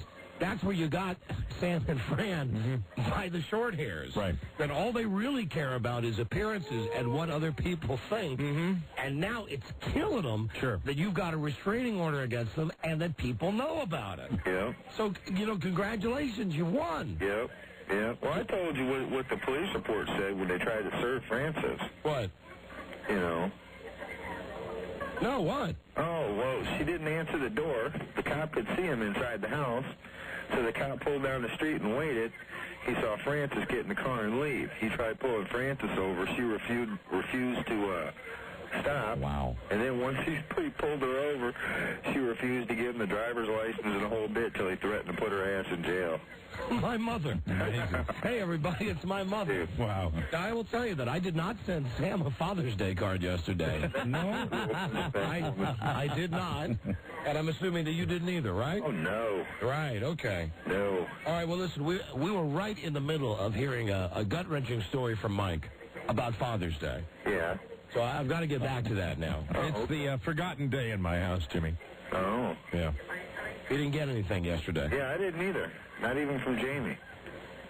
Well, see, I mean, I would venture to say, I know that you think that it might be like an observed holiday. I don't believe I am in any distinct minority. But technically, I think I might have forgotten my dad's Father's Day, like even when I was into my teens and stuff like that. Jamie, the girl you're living with, though, you don't have any kids with her, right? No, but, you know, she didn't even yet. I was on the road. I left yesterday morning about 10. You know, we had breakfast and all that, and she never even once said Happy Father's Day. For Mother's Day, I got her a card, I got her a present, the whole 9 yards. Sure. You know, all right. She didn't say boo. You know, I called Rachel yesterday morning. You know what? You don't want to. Here's the deal. Here's what I think. I don't think you want to realize just how beautifully you were treated. You know what? I think and you're you right. were treated above and beyond the Call of Duty. I was just going to say that. That normally I come in on Monday and I bitch about how awful my weekends were. Right. That's when right. in actuality today, I'm going to bore you with how fantastic my Father's Day was yesterday. Really, they went out of the way to make yesterday a great day for me. Really? That's great. Sorry about that, guys. Sorry. All right, I love you. All right. Call me. Okay. Okay. See ya. Bye. Bye. Oh, thank goodness that hall has to keep going all the way through D.C. tonight. Thank goodness. And it came at a good time because I don't want to go overboard about this. Just because I got bummed out on Father's Day, I had an overall pretty decent weekend. Which were really the middle of this weekend was the party for the teachers the other night, which was really a good time. I had a great time. I had a wonderful time. Here's the Don and Mike Show. Beverly golfers like to keep dirt and debris off their golf balls. Oh, yeah. Particularly when you're putting. They call me 3-putt Buck. That's why we have cleaning devices around the golf courses. You know, those things you just push up and down. Well, one golfer didn't use a wet towel or any cleaning device. He licked his balls clean. They love the smell of their own putt. Don and Mike. There's the hotline again. Hello? Sugar Bear. Yes, darling. We have a question here at the house. My sister and I. Yes. Hi, Mike. I'm sorry about Father's Day. That's okay, Frida. No problem. Did your wife remember her own dad? I don't know. That's a good question. Did your wife have to find that out? Did your wife remember her dad? That was our question. I don't know. I mean, if she remembered her own dad, then that would be bad. Then that would be bad. Then that would be just a slam on you in particular. If she forgot her own dad, whom I know she loves to death, I mean, her dad's a sweetie, Right. well, then it would just be forgetfulness. I don't know. Ken might not have even been in town, so I'm not sure. I'm not sure. I'd have to find that out. Well, you have to research that. I will. You know, I will. That'll be the first question I ask. You should call her. I know you don't like calling your wife on the air, but you should call her during the break and just ask her if she sent your dad a Father's Day card. No, there's no need to do that. no real need to do that today. Oh, a little hostility left over, maybe. No, me? No. Yeah, No, a little not bit. at all. Not at all. A little bit. Well, I'm sure it wasn't a common, just an oversight, although my sister said, there's so many advertisements. But, I'm sure she just didn't bump into any. It's impossible to miss. I suppose. And listen, who would have thought that I'd be coming in? I'm the happy one. Oh, you're so spoiled. I am. I was telling Don that I think that I am definitely the majority of people, of fathers in this country, and that Don is the exception, that he was treated so handsomely with the gift. Well, I know The that gift even is the when key. I've been plenty of years, I've been, mad at my husband. But I've never forgot my dad. Mm-hmm. Well, yeah, I don't think you've ever forgotten Father's Day, even when you've been mad at me. I was trying to make it not sound so bad. I'm not going to sit here, but I'll tell you right now, nobody loved their father more than I love my father. But Father's Day in my house too, I think it got forgotten in my house. I would give you a pass, just like I give your kids a pass. Mm-hmm. That it's really something. It's a wife's duty. Just like Mother's Day is not the kids' job as much as but it is the kids when they get to be adults. When they're adults, exactly. Right. Yeah, but like if you were a teenager and you forgot that it was, Father's Day, I did. It was your mom's job, Yeah, okay, yeah, you're right. To let you know. Right. Cool. Say, hey. Well, that's Father's Day. I'll have to research that, too. That's true. I'll have to research that. If you married a teenager, I'd agree with you. All right, honey. Love you. All right. We know you. We know you're a great dad, though. That's common knowledge. Love you. Happy Father's Day to both of you, dads. Thank you very much. You're welcome. All right. All right. Goodbye, sweet pea. How's your drunk sister doing? It wasn't she that was tipsy. It was me. I know. I was kidding. All right. Last night we ended the Father's Day Bye-bye. Bye-bye. Here we go. By having I had a martini. My sister-in-law, Robin, had a martini. Right. My wife had a martini and then another martini. Ooh. And then, I believe, started her third martini. Whoa! And it was at that point that my wife was just sitting at the kitchen table, just belching. just burping right out loud. That's great. Right out loud. I And love that. if there was ever an endorsement for not over drinking, Sure. it was like looking in a mirror at what they must see when I have too much to drink. Because I was sitting there last night with her and I just said, you're bombed. No, I'm not bombed. Not a bit. No, she was. Not a bit. So was her sister. It's a festive weekend, though. I mean, overall, the party I went to Saturday night was great, and then I went to a going-away party for a friend on Friday night, too. So, I mean, it was, outside of the depression, it's pretty good. Hello, Don and Mike Show. Hello. Hello, Don and Mike. How are you doing today? Hi, we're doing great, thank you. Excuse me, pardon me if I'm wrong here, Mike, but I'm thinking back, way back. Ooh, I think it was Mother's Day. Hold on a second. Yes, Robbie. On that outside line is Laura O'Mara, and if Mike would like to take the call on the air, she'll go on the air. Okay, depending on how you want to do it. I'll take it on the air. If she wants to go on the air. She said if you want her to go on the air, she'll go on the air. No, you tell her if she wants to go on the air, she can come on the air. She said not particularly. Oh, she doesn't want to go on the air. But she will go on the air. Rob, hold on. All right, Mike's going to pick up the phone. This would be a first. Mike, I can't even manage my own marriage. I can't manage yours. Hello? You're off the air. Do you want to go on the air? Hello?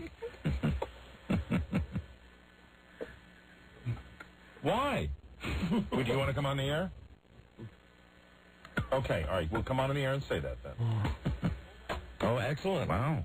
Excellent. Please hold on there, okay? Sure thing. Hold on. We have a first. All right, here we go. This is the first. Here we go. This is my wife on the air for the first time. Yes. Hello, Laura. Sorry under these circumstances. So I sound really horrible. Okay. Hi. All right, you were saying that you can't believe I'm trashing you. You are an ungrateful you-know-what. What now? Because I got every inch of my body rubbed? Yes, and we got you a Father's Day card, and Catherine wrote her name on it, and Elizabeth wrote, I love you, Dad. Oh, of course, I helped her, but...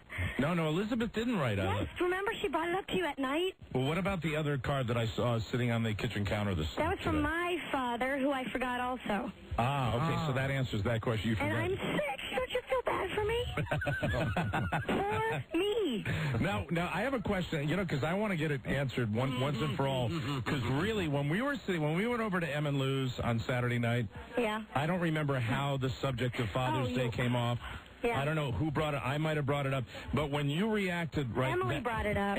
That's what I thought. Emily brought it up. And now Emily is Laura's sister, right? Her twin sister. Right. And when Emily brought it up, the only question I would have, when your reaction, you legitimately at that moment didn't realize that. Because Emily said to you, yes, has Laura said anything about tomorrow? That could mean a million different things. But did you have any idea that Sunday was Father's Day? You did. Kind of on and off. Okay. Did you have a card, though, for Mike on Sunday morning? Not on Sunday morning. How technical do we want to get here? It was purchased on Sunday. Yeah. Technically, if you counted midnight last night. Oh, not fair. 8 o'clock. Well, I'm saying, it was about 8 o'clock. But it was heartfelt. I got it at 8 o'clock. 8 o'clock. 8 o'clock. That is low. Well, maybe if he were a nicer father. Oh. No, I'm just kidding. Oh, no. We got to have her on the show more often. No, a little less golf equals a little better Father's Day. Oh, no.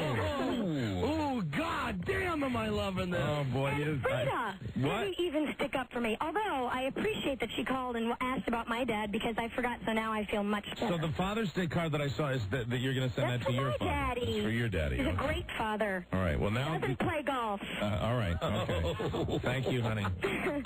Love you. I want to say something. Pandora's box has now been opened. Yeah, I can't wait for the next time you come in and trash you on the air? Yeah, I give you foot rubs, head rubs, arm rubs. Did I not say that, though? I even rubbed your rear end. Did I? Oh, my.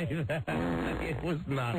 You were giving me a back rub, and I was lying down, and it happened to touch my rear end. It was not a rear end rub. By the way, the girls at Louis' school say hi. Okay, well, say hi to them, right back at them. And, I am a good... Please, just don't leave this conversation making me more depressed by telling all of my... fabulous golfer. Oh, and let me Fabulous. Did you say golfer? You said a fabulous golfer. Let me just say to you Wait a minute, you said a fabulous golfer. Let me also say... You're trashing me. Mike, you are a fabulous golfer. I am a fabulous... We won our match on Saturday. He shot on Saturday. I shot 81 on Saturday, and my partner shot 78. But, really... Wait a minute, Mike. What? 1 minute. What? Okay, let's also just see here that Saturday, what happened Saturday morning?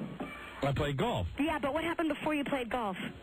Before I played golf. I had to bring some furniture upstairs, and I asked you to help me, and... Oh, that's right, and I whined and complained about it, yes. And you said, now I'm going to have such a bad round of golf. Yeah, because I was... So I said, fine, I'll get some other man to help me. You know what? You're giving one man... I'll tell you one thing, This is a glimpse behind what everybody pictures is, Nirvana, because Mike comes in every week and just gives his side of what happened. Yeah, absolutely. Well, yeah, that's not going to be happening ever again. You're welcome. No, I think what Don was referring to, honey, is that I'm normally very complimentary. Yeah. Okay, and here's just like the icing on the cake. Yes. I love you, Don. Okay. Oh, I love you also. Thank you. Love you also. Are you going to leave me, with that comment about me being a bad father? No, I love you. You're a wonderful father. I love you, too. And next time, just be a little bit more appreciative of what you get. Oh, it's now, okay. Way to turn it around. So appreciative of what I get. What did I get? From you. So you're the type of guy that if you want something, you buy it before you ever even mention that you want it. Yes, but once again, what did I get from you on Father's Day? So you got a nice card, and you got lots of... I got a card from Catherine that you got at the grocery store yesterday afternoon. Yes, but it's still the thought. And I'm appreciative of that. I'm appreciative of that. I also gave you lots of massages. You gave me tender... I will tell you, and I let said you sleep all day. I told you that you gave me tender, loving care all day long, all day, and I said you did that. I let you nurse your hangover. Right. I let you alone, which you said on the air was the best Father's Day Yeah, you gift brought ever. that up to me, too. That's right. The men want to be left alone. Stand by that statement. But it just would have been nice to have a little opener, in the morning. A little card, maybe, from you first thing in the morning on Sunday. It would have been nice. Laura, do you have the hotline number? No. John's going to make sure you get it now. Anytime, listen, Absolutely. See, Mike has always told me that you didn't want to go on the air. So. I never thought she did. And she, right up until a minute ago, she said, I'll only go on if you want me to go on. But she said, I can't believe you're trashing me. I said, well, do you want to go on? And she said, yes. Yes, well, anytime you would like your side of the story to be heard. You know, I will tell you this. Friendly ear here. I will tell you this, Laura, I will tell you with all, the fact that we are on opposite sides of this issue, I would say for your debut performance on the air, I've got to give you kudos. Yes. I think you've got to... She knocked you out, Mike. She did. She made me more depressed, but in a way, I'm proud of her because she did a good job on the air. Why, thank you. And I sound horrible. What? I sound horrible today because I'm sick. You do sound like you got a little frog in your throat there. Yeah. All right. Placed there by you. Why was the place there by me? Because I'm sad. All right. Okay. All right. Well, I think we'll agree to disagree on this one. And okay, Gordon. I love you. I love you. I love you very much. And I'm very proud of you for your appearance on the show. I was too angry at you to be nervous for you, which I normally would be. And normally I'd be like jumping in, wouldn't I? And finishing your sentences and You're stuff. a good golfer, Mike. Well, you're starting to do that now a little bit. I'm a good golfer. Yeah. Right now you're starting to do that. Starting to come bit. around. Well, see, I love her, and I can't help it, and I'm getting defensive, but I'm, Don't be defensive. But that's great, and you did say that I was a good father, which is all I want, all I really care about during this discussion. And I guess a little something monetarily would have helped, right? A little gift would have been nice. Okay. A little something. Don, would you get a nice box of cigars? Beautiful. Yeah. Oh, that's so sweet. I know Frida loves you. A sleeve of golf balls. Token little thing would have been. I know my balls. I know my giving family. An alcoholic a drink. Mm-hmm. Like giving an alcoholic a drink. You mean? I know I play a lot of golf. I understand that. All right. All right, I just had to correct you. Okay, well, I love you. And I love you too, yes. Okay, you take care. Okay. And your birthday's going to be wonderful now. Right, yeah. Yes, hi, Charlie. Charlie Boyle, you've gotten everybody all excited here. Everybody's coming into the studio now. Hi, Laura. I'll tell you, this has worked for you guys for how many years? How long have you been married doing it this way? 19 years this year. Maybe this is the way we do it. Maybe this is the way we do it. Oh, it's completely out in the open in a public forum. Oh, crap. Exactly. All right, goodbye. Thank you for calling. Oh, anytime, Don. Hold on. Robbie, give her the hotline, please. That's my wife, everyone. That's the big secret number. It's Mrs. Mike O'Mara. As you like her to be referred to as. Always. No need to go with first names. That's Mrs. Michael S. O'Mara. Robbie, really, give her the... Charlie's going to give it to her. Oh, Charlie. Oh, Mike, Charlie's going to give it to her. I always thought, I swear to God, she's always told me I don't want to go on the air, and I always thought she'd be very uptight and have be at a loss for words. No, and, of course not. All it has to be is she's got to be going against me.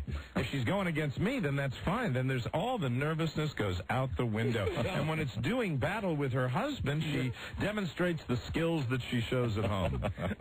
You're a good golfer. I'm a good golfer. She said that. That was like a Freudian slip. She was trying to say I'm a good father, and she went, you're a good golfer. Oh, that was a beautiful moment. I enjoyed it. That was great. I enjoyed it. Very proud of her. Let's dive through the rest of these calls. Okay? Yeah, let's do it. Hello, Don and Mike Show. Hello. Bless you, Godfather.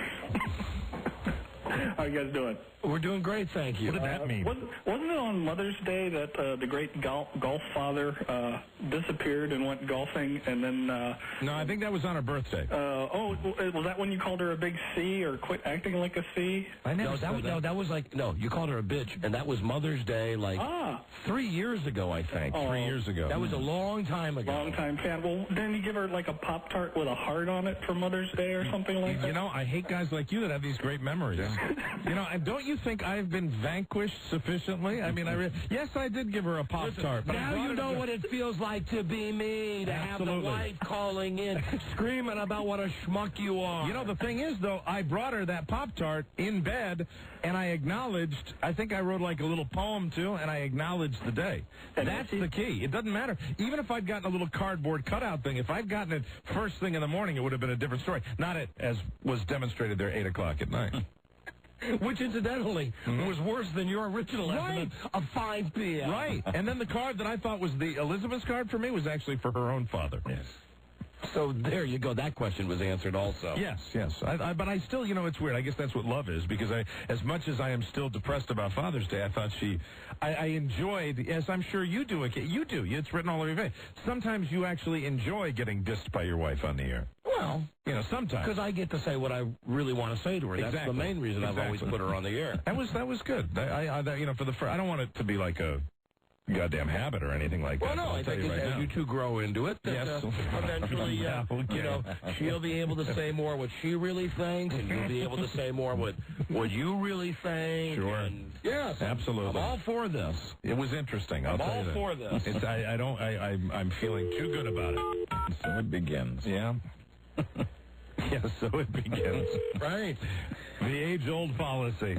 The policy of 15 years. Ended today. Message or not, whatever you want. Except for you, Bart. You must leave a message, so I don't worry. Thank you. Bye. All right. Well, I'd just like to say... I was going to get some feedback from the Master Cunny, but she obviously is not available now. Let me simply say that I believe this was an exception to the rule today. Well, okay. You'll make sure of that, won't you? Oh, God. No. Little hearing aid tonight when you get home. Oh, God. Little hearing aid with a 5-iron. Yeah, right. Take care of that. Yes, sir, absolutely. Time out. This is the Don and Mike Show. Ollie, this is Jake from Body by Jake in Major League Lacrosse. I just want to leave a message for you and the fellas. Thanks a million for everything.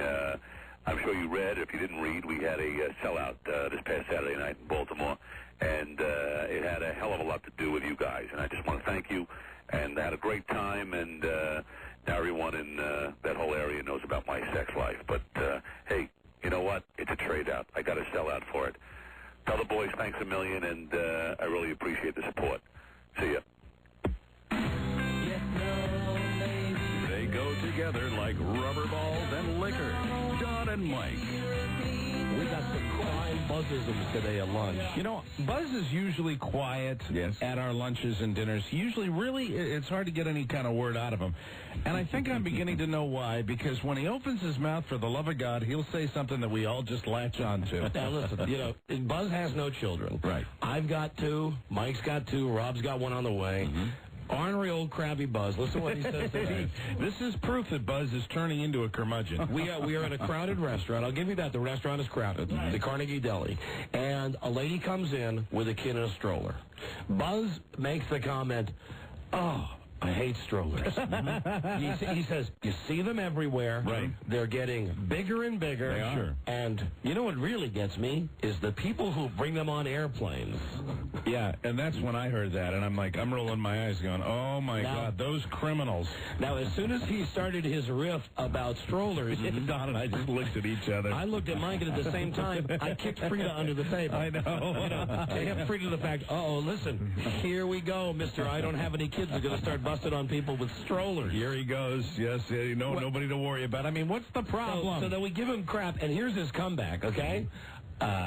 I don't bring my furniture on the airplane. Why do you bring yours? Well, they have gotten bigger in recent years, and, people in general have lost all manners entirely, and that includes people with babies, people with strollers, people with babies, by the way, and Before you continue, have you ever traveled with 2 small children? Have you ever traveled with one small child? Yes. Thankfully, no, and I know Okay, all right. Let me tell you, on behalf of parents everywhere, there is no greater hassle because, when you travel with a little bitty, right. You don't just travel with your magazine that you're going to read and in your headphones. You have to bring don't inflict that misery on me. What if you have to travel with children? Your bag with every shirt neatly folded and all of your socks alphabetically ordered. Right. I'd lay odds from blue to brown to yellow to green. I would lay odds you and I probably wouldn't do as good a job of enumerating what has to be brought with, say, a 2-year-old on an airplane. I'm sure, I know. But there are, you're talking about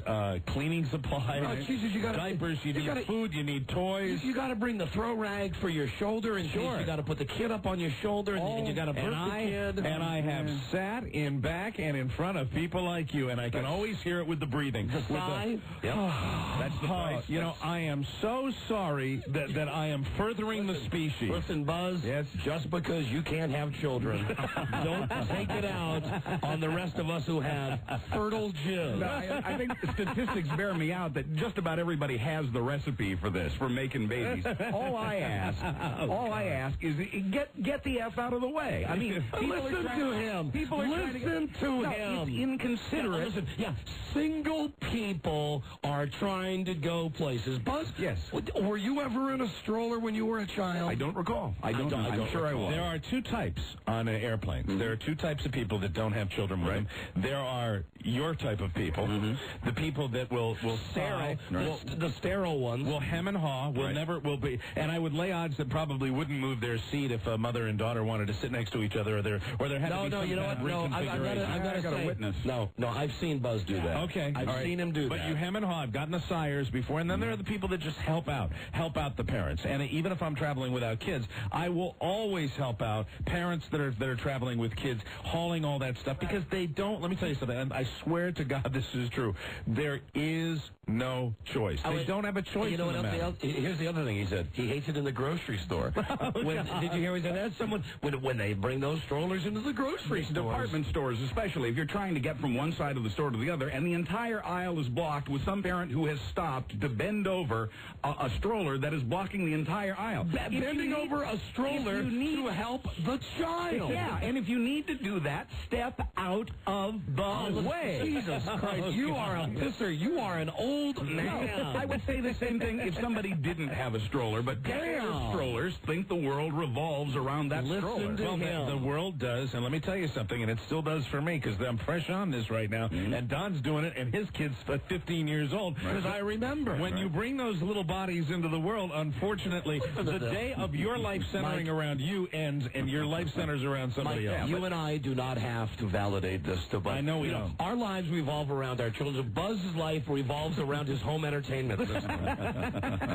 He just doesn't have the perspective. I mean, no. And it's impossible. And people that don't, and you know what? And probably when I didn't have kids, I didn't have the perspective either. And I was probably one of those hemmers and hawers. And it came out of the blue today. I mean, this lady with the stroller in the restaurant, she wasn't bothering us. We were already sitting down having our food. It was funny, and it annoyed me. I don't know why it annoyed. I think it annoyed me because I got two small kids, and I've been in that situation, and it's not by choice, Buzz. I don't bring my furniture on the airplane. Your furniture. Like it's furniture, like the child, like a 1-year-old, that might not be walking yet, has a choice. Geez, that's okay. Leave the stroller at home, Dad. I can walk. You made the baby. You care for it, but don't do it on my walk. No. You know what I say? What? F you. F you. I mean, I'm sorry, I don't have a funny comeback. What I say is, having babies is a natural thing. And you have to travel. In many cases, you have to travel with the children. There are many times that I don't travel with my kids, but there are many times that I do. Right. Call me crazy. I want to say, if I want to go to a nice place like maybe Florida in the wintertime, go down another aisle. I simply ask people to be considerate. Sometimes there is no other way to get around. Please. They usually often do it. I would tell you, Buzz, on an airplane, I swear to God, there is no way to be considerate. Why did you get mad at the lady today in the restaurant? Well, no, I didn't get mad at the lady. I did have to move my chair several times. Oh, horrors. But I didn't get mad. I simply said to Rob, when you have a baby, don't get one of those huge strollers. They're not huge. They're strollers. Yeah, Rob, just get yourself a nice sack. Yeah, a nice flower sack. Get a papoose, Rob. Throw the baby in the sack. This actually started at breakfast because some bumped him at breakfast, and that's what started the whole thing. Is that really what started it today? Buzz is the one that wrote the letter to the Rainforest Cafe that says, leave all your strollers out in the hallway. Don't bring your strollers so we can, cram an extra 70 tables in there to inconvenience people. But leave your strollers out where they can be stolen. Thank you very much. Buzz. It's crazy. It really does irritate you, doesn't it? Yeah, rude people irritate me. How is somebody stopping in the middle of an aisle to attend to their child? How is that person being rude? If you need to stop for whatever reason, whether it's to attend to a child, tie your shoe, whatever, step aside. Yeah, but what you really mean is you have to be more convenient to put your kids in a cat box. That's what you'd like. Yeah. Like you put your cats when you're traveling with in a kennel. In a kennel. Put the kids in a kennel. I didn't know you were an old curmudgeon-y guy. No, I'm not. Oh, not you are. much. You're turning into one. No. You're turning into one. No. Listen to him, please. No, not at all. Why did you just get a nice cardboard box? I don't like inconsiderate people. You're getting curmudgeon-y. You're getting curmudgeon-y, and you're not sparing people's feelings anymore. I'm not sparing people's feelings. No, I'm not the one who's blocking other people. Oh, no. See, what you would do is you would walk in. What about my feelings? Your feelings? You got the whole flight to pick your nose and do whatever you want. Why don't you just shop at the single mall? Why don't you just fly on single flights? Why don't you fly on sterile airlines? You know, really, what the best thing to do is to be the odds are. I know a lot of parents probably that have the disposable are going to pop for. I don't care for parents that buy a first class ticket for their kids, but mostly small children, you're not going to see them up in first class. So pop for the extra money for the first class. And you know what, Buzz? What? And I think Frida mentioned this to you, and I don't know if you heard it with all the arguing back and forth today. You know, I know we kid you about your age. Right. It ain't going to be too long, really, until you're going to be in a wheelchair. And then when you are in a wheelchair... At 46, that is the next step. No, but come on. You know, eventually you're going to be in a wheelchair. And then how are you going to feel? Right. How are you going to feel when you're the one who's being pushed around? Yeah. When somebody stops to tie your shoe, when somebody stops to dab the goo that's coming uncontrollably out of the corner of your mouth. Those children you see in the strollers today will feed the tax base to pay for your Medicare someday. I would hope that I would be as considerate then as I am now and ask my attendant to push me out of the way of other people. Push me out of the way. Exactly. I don't want to inconvenience anybody. And God forbid if you have one of those double strollers that are side by side and you're standing outside the Rockport store. Oh, no. Jesus, that's the way you'll get killed in that situation. Whatever you do, please move me out of the way. Thank you. So that I don't inconvenience any young, upwardly mobile people who have to get home to open their CDs very quickly. I'll show you how to do that someday if you want to see it. Oh, my God. I know you will, Buzz. Oh, you're a pisser, Buzz. Do you travel with your cats ever? No, you're absolutely not. No, of course not, because they're animals. Right, exactly. You know, he doesn't realize how valuable human life is. He really doesn't. Like many foreign cultures, I just don't value human life. That's right. Well, children are an inconvenience for you. I think you've made it very clear. No, they're not. You've made it extremely clear that children get in your way. You can't have a child without having a stroller. I understand that. They don't have to be huge. And on an airplane, and specifically on a plane, Buzz, I understand. There's just no way to get it done. It's difficult. It does hold up the entire process, but I understand it's a necessary thing. No, I've seen plenty of single inconsiderate Fs that get on an airplane with their extra carry-on luggage that hold up the plane. Absolutely. And I have seen a lot of parents that have the system down, that get on a plane when they load those planes first and actually think of the other people on them. I've seen lots of parents that bust their ass to make sure everybody else is convenient on the airplane. Some do, and those I appreciate, but many, maybe most, don't. Appreciate. Thank you. You know, he just has no perspective. No, that's the problem. You know what it is with Buzz? Child equals speed bump. Yes, Child absolutely. equals slow down, relatively young, successful, urban professional, you know, from getting in his mid-size foreign car to go to his trendy store to buy his trendy clothes and his trendy food, to get home, to watch his big screen television. Absolutely. We're an inconvenience. We who have children are an inconvenience. No, children are not my problem. Inconsiderate people, parents, are my problem. Jesus, Buzz, you're too much. I swear to God, you're too much. And God forbid, stay out of your way in the grocery store. Hello, Don and Mike Show. Hello there. Coming through. Yeah, I just wanted to ask Buzz about them damn cripples with their wheelchairs. And I know you guys already asked him about it. But I have empathy for those people, and I wouldn't, I don't have any problem with that. But Buzz, what is the difference between, and not talking about I'll tell you what's the difference between some crippled kid in a wheelchair and a baby in a stroller? A person who is handicapped is not being inconsiderate. They are not. But the babies are not. Well, it's possible. I think there are a lot. I have friends that are handicapped that could be very inconsiderate. If they happen to be in my path, that's not their fault. That's not, But it's not the baby's fault either. Well, no, it's the fault of the parents who aren't considerate enough. But let me tell you something. Sometimes it's hard to be considerate of other people when you really are tending to the needs of a small child. That is really the priority. Well, no, you don't. Sometimes you don't. If your child is, puking up on its bib, it's difficult to be considerate of a single person who could easily back up, go around, and come around the other side. Not always. And you know what? I might be the wrong guy to say this, but maybe, because I do think about myself a lot, maybe you should stop thinking about yourself so much. Maybe. Really, yeah. Hey, Christopher Reeve, out of my way. No, no, I don't feel that way about people who are handicapped. James Brady, get the hell out of my way. Here's a logical question. All right. Isn't it easier for you to accommodate the person with a baby stroller than it is for the person in the baby stroller to accommodate you. I'm talking about specifically movement. Moving around, adjusting. No. Why not? He's not flexible on it. No, the situations I'm talking about are where somebody blocks an entryway or an exit or a path. That is the only entryway, exit, or path. So worst case scenario. I have that complaint whether they have a stroller or not. Worst case scenario. Right. You have to wait an extra 30 seconds.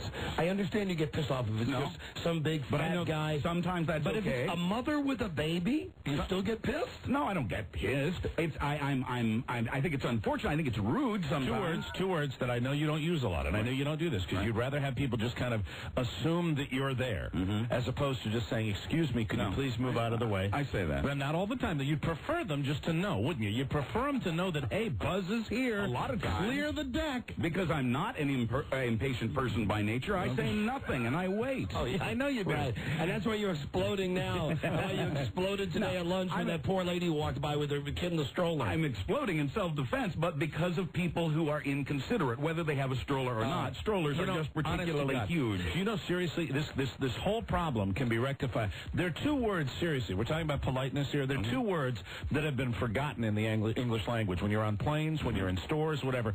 And that's excuse me. Yeah. And excuse me, I got news for you. I do it all the time. It works. Yeah. It works. People clear out of your way if you say excuse me. Sometimes they do, sometimes they don't. Oh. But yeah, no, I say excuse me. Excuse me, cripple.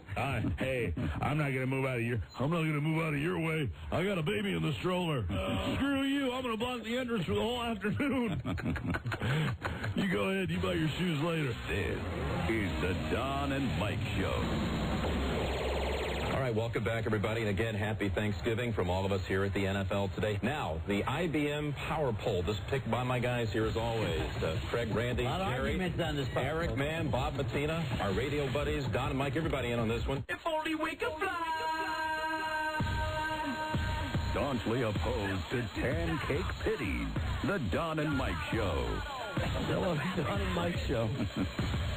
Hello. Hello. You're on the air. Hey, Don and Mike, how are you doing? Hey, buddy. Hello. Is this like Bizarro Buzz that we're listening to?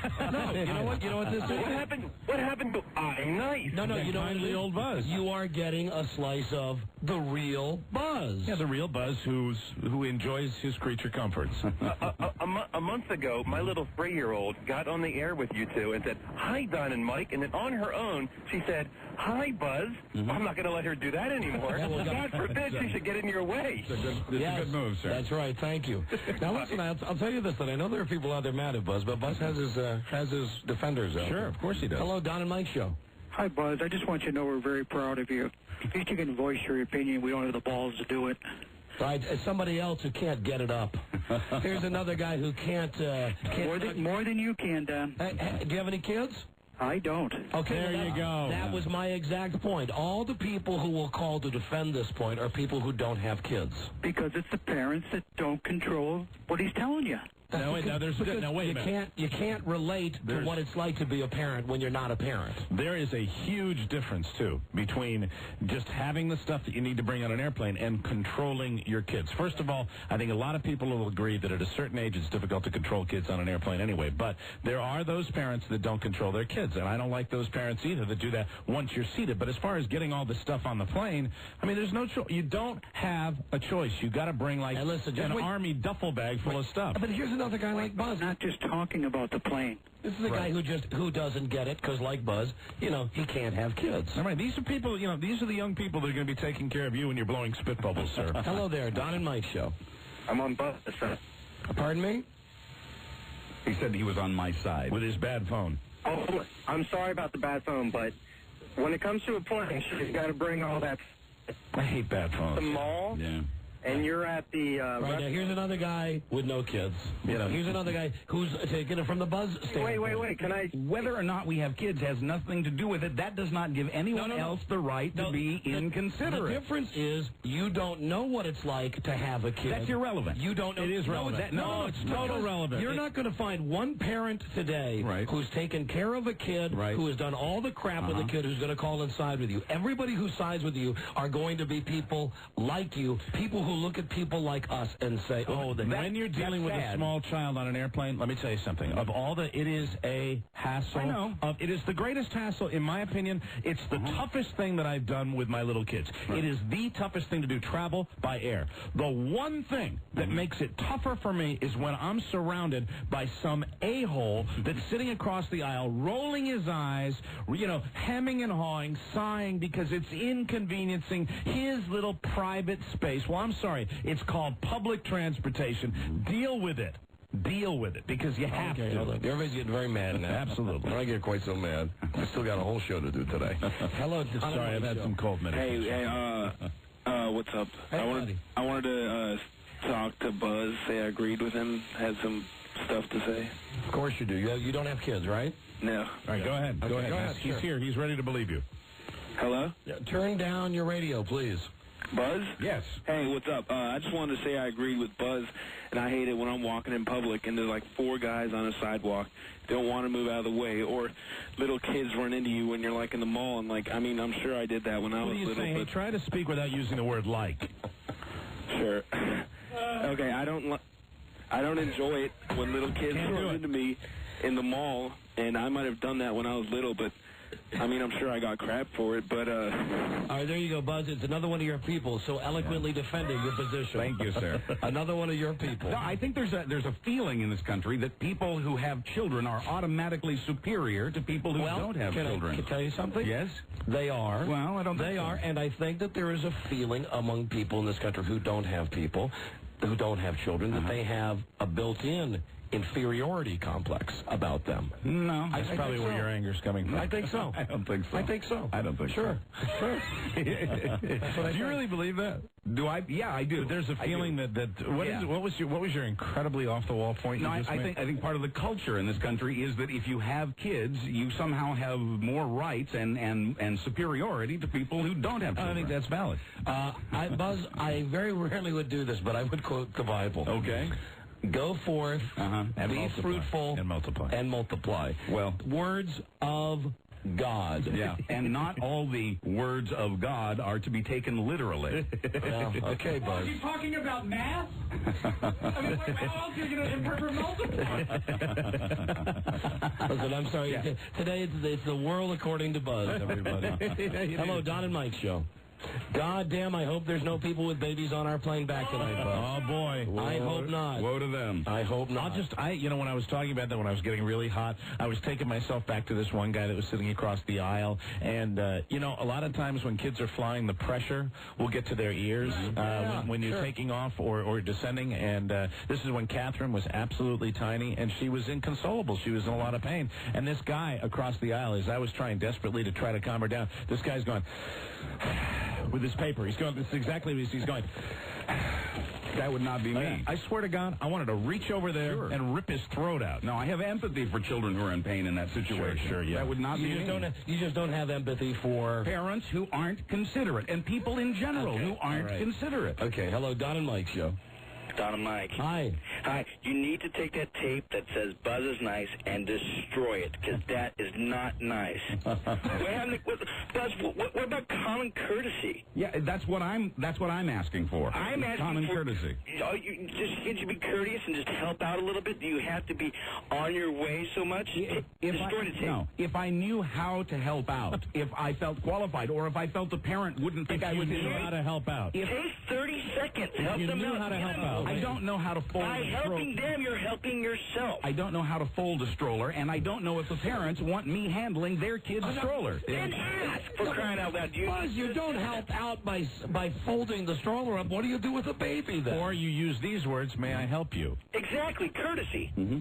And if you be courteous, then it'll help you on your way. Excuse me, may I please fold the stroller up so I can get by? A lot of times, destroy the tape. A lot of times, if you're in back of those parents, you would say, "May I help you?" Or "Is there something I can do? Can I give you a hand with that?" Right. As opposed to just sitting there, and which I've seen you when we travel. You would sit there and just go. It depends on the situation. Depends on the situation. No, I'm asking other people to be nice. I got you. Hold on. Hello there, Don and Mike show. Hello. Yeah, I'd like to weigh in on this. Sure. I agree with Buzz, and Don and Mike, I have kids, and I'm your age. And I don't think that Buzz necessarily is thinking mean as much as you guys both often point out, how many people in this world are just a-holes? And a lot of parents that have kids... Hold on. How would you feel if you were the person today, when your kid was little, if you were the person today who came to the restaurant with the kid in the stroller, and you heard Buzz say something like, oh, you know, I really wish they wouldn't do that? If a guy said something directly to me when I had my kids in a restaurant and I was doing the best I could to contain my kids and take them out, I'd probably tell them to F off. Yeah, but I didn't do that, and I wouldn't do that. And I'm not saying I would, but my point is... That's not very courteous, sir. That's not the kind of language you should use in front of your children. Well, whatever. And I'm just more being comical, I guess, or whatever. But I'm just trying to say, Buzz is right. There's a lot of inconsiderate people. And if you're somewhere in like a store and somebody wants to do something with their kid, why can't they just kind of pull off to the side? If your car broke down, you're not going to stop in the middle of the highway. How old are your kids now? How old are your kids now? I have 17, 12, and 23. Okay, see, you forgot. You know why? No. I have a new granddaughter too. So it's in the rear view mirror. And I'm sure that when you take your granddaughter, what's Bart now? 15? Bart is 15. That's right. And Don happens to remember the way it was when they were small. I just think it really is about trying to, it's a big world with a lot of people, just trying to be considerate. So you mean if you're out with your granddaughter and your granddaughter was in a stroller and she started crying and you stopped to look at your granddaughter to see what was wrong with her, and Buzz came up, you would stop looking at your granddaughter and you would move out of the way so as to be considerate for Buzz? Well, if Buzz came up, I'd probably push her out of the way and say, Buzz, what's happening? No, come on. You don't know who it is.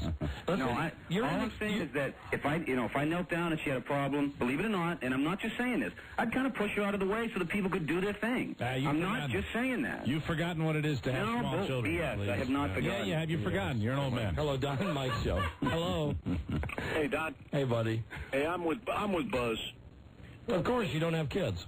No, I have 3 kids. How old are your kids? I've been right now. They're 19, 15, 11. But I've been. You're out of it. Okay, but I've forgotten. But let me tell you one thing. That's why they give you more time to get on the plane first. Hold on. We're not even talking about the airplane. We're talking what started this today was a lady who walked into the restaurant with a baby with a stroller when Buzz went off. Yeah, but Buzz's point is that people are inconsiderate when they're on the plane. No. What about the lady in the restaurant? That's what started him off today. But I didn't go off, and I didn't say anything to her, and there were about 3 strollers that I had to move out of the way for, and I simply said quietly... Okay, right there. That's it. There were 3 strollers that I had to move out of the way for. Now listen, you on the phone.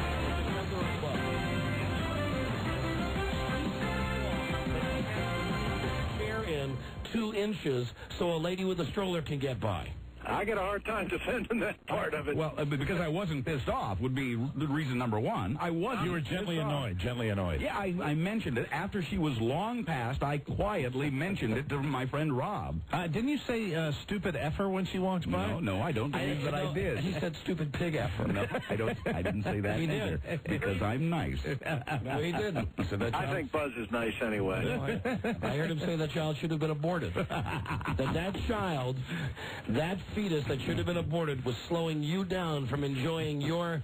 What kind of sandwich did you have today? Oh, well, that was corned beef. He went back to his corned beef sandwich and didn't even see the woman racing out of the restaurant with the stroller, crying, sobbing uncontrollably. Hello there, Don and Mike. It worked. Hello. Hello there. Hi. Hey, how's it going? I'm afraid I have to agree with Buzz big time. I've got kids. I've got 4, from 18 down to 8. What are you, just out of curiosity, what are you agreeing with? I'm agreeing with the fact that people are very inconsiderate with the strollers, whether it be strollers or whether it be carts at the grocery store or standing on the carts, the grocery carts. Right. They sit out in the middle of the aisle while they're talking to their friends and don't get out of the way. How old are your kids? My kids, 18, 13, 15, and 8. Hold on, but we're not talking about people who leave their carts in the middle of an aisle so they can talk to their friends. No. You're talking specifically about baby strollers. I think this whole thing... wait a minute. This whole thing started with the issue of strollers. That's right. Yeah. The other problem you think strollers have gotten bigger? Yes. And you think they're kind of a pain? They're huge. Yes, I do. That's I think, the point that we're arguing. And that's the only point we're arguing. All the other stuff, I might even agree with this guy. Sure. People who just stop their cart in the middle of a store to talk to somebody else. I think people with kids and without kids can be very inconsiderate. We can all agree about that. But that's not. But what we're specifically talking about is strollers. And why Buzz finds baby strollers annoying. He gets the hair on the back of his neck stands up. What Buzz said about the strollers and the fact that they're too big, it's true. They're not strollers anymore. Now they're little Humvees. Yeah. They've got everything on them. You're full of surprised crap. they don't have air conditioning and CD players on them. What do you mean? There's the out of touch. Yeah, mine's 8. So the last time he was dealing with a stroller was probably 3 or 4 years ago. Hello. And you should see them now. Back in my day, we had them made out of balsa wood, but now you should see these things. They're aluminum with gas pipes, and boy, it's incredible. Hello, Don and Mike Show. Hello. Hi. Hi. I have actually, my daughter's 13 now, and I disagree with Buzz. Not only you have the baby, you have a diaper bag, women have the purse. You got to have something to put it all. Sure. Right. I'm not going to move anything out of the way, but I think, on the other hand, as I get older, I get more irritated with it since I'm out of that phase now.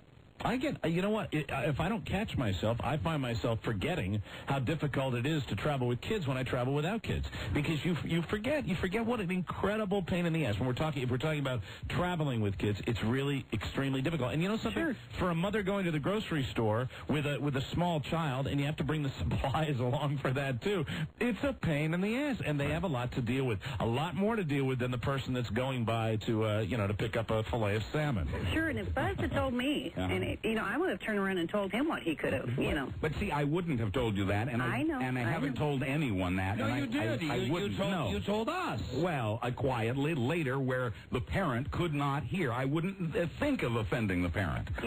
Because I understand. I see what they have to carry. No. The only point... No. You don't have the balls to say it to the person one-on-one. You got the balls to say it, and you feel the empathy.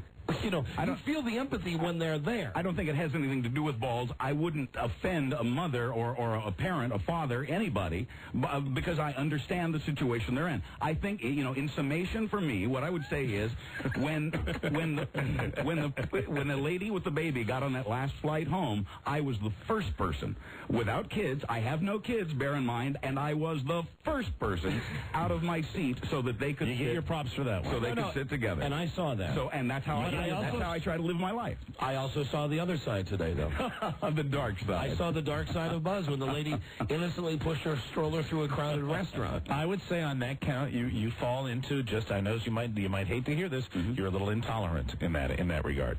But that statement was just a little intolerant. I can't argue with that, because that's possible. I think you're probably very polite, but I also would tell you, would this be a fair assessment that occasionally you would sit there and kind of be quietly annoyed rather than speak up and say, excuse me, could you move out of the way? You would do that more often than not, and that's the truth, because when we travel with you, we know that's true. It depends on how pressing my need is to get through. If the need is not pressing, I'll say nothing.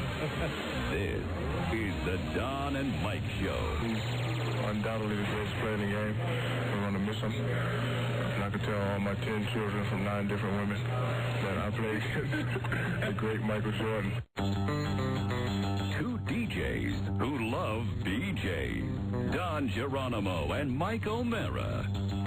Hello, Don and Mike Show. Yes, I used to play for Coach Bob Knight. I'd like to get on the air and talk about it. You what? I used to play for Coach Bob Knight. Do you have any idea that how soon we were aware of the fact that you were lying? Why is that?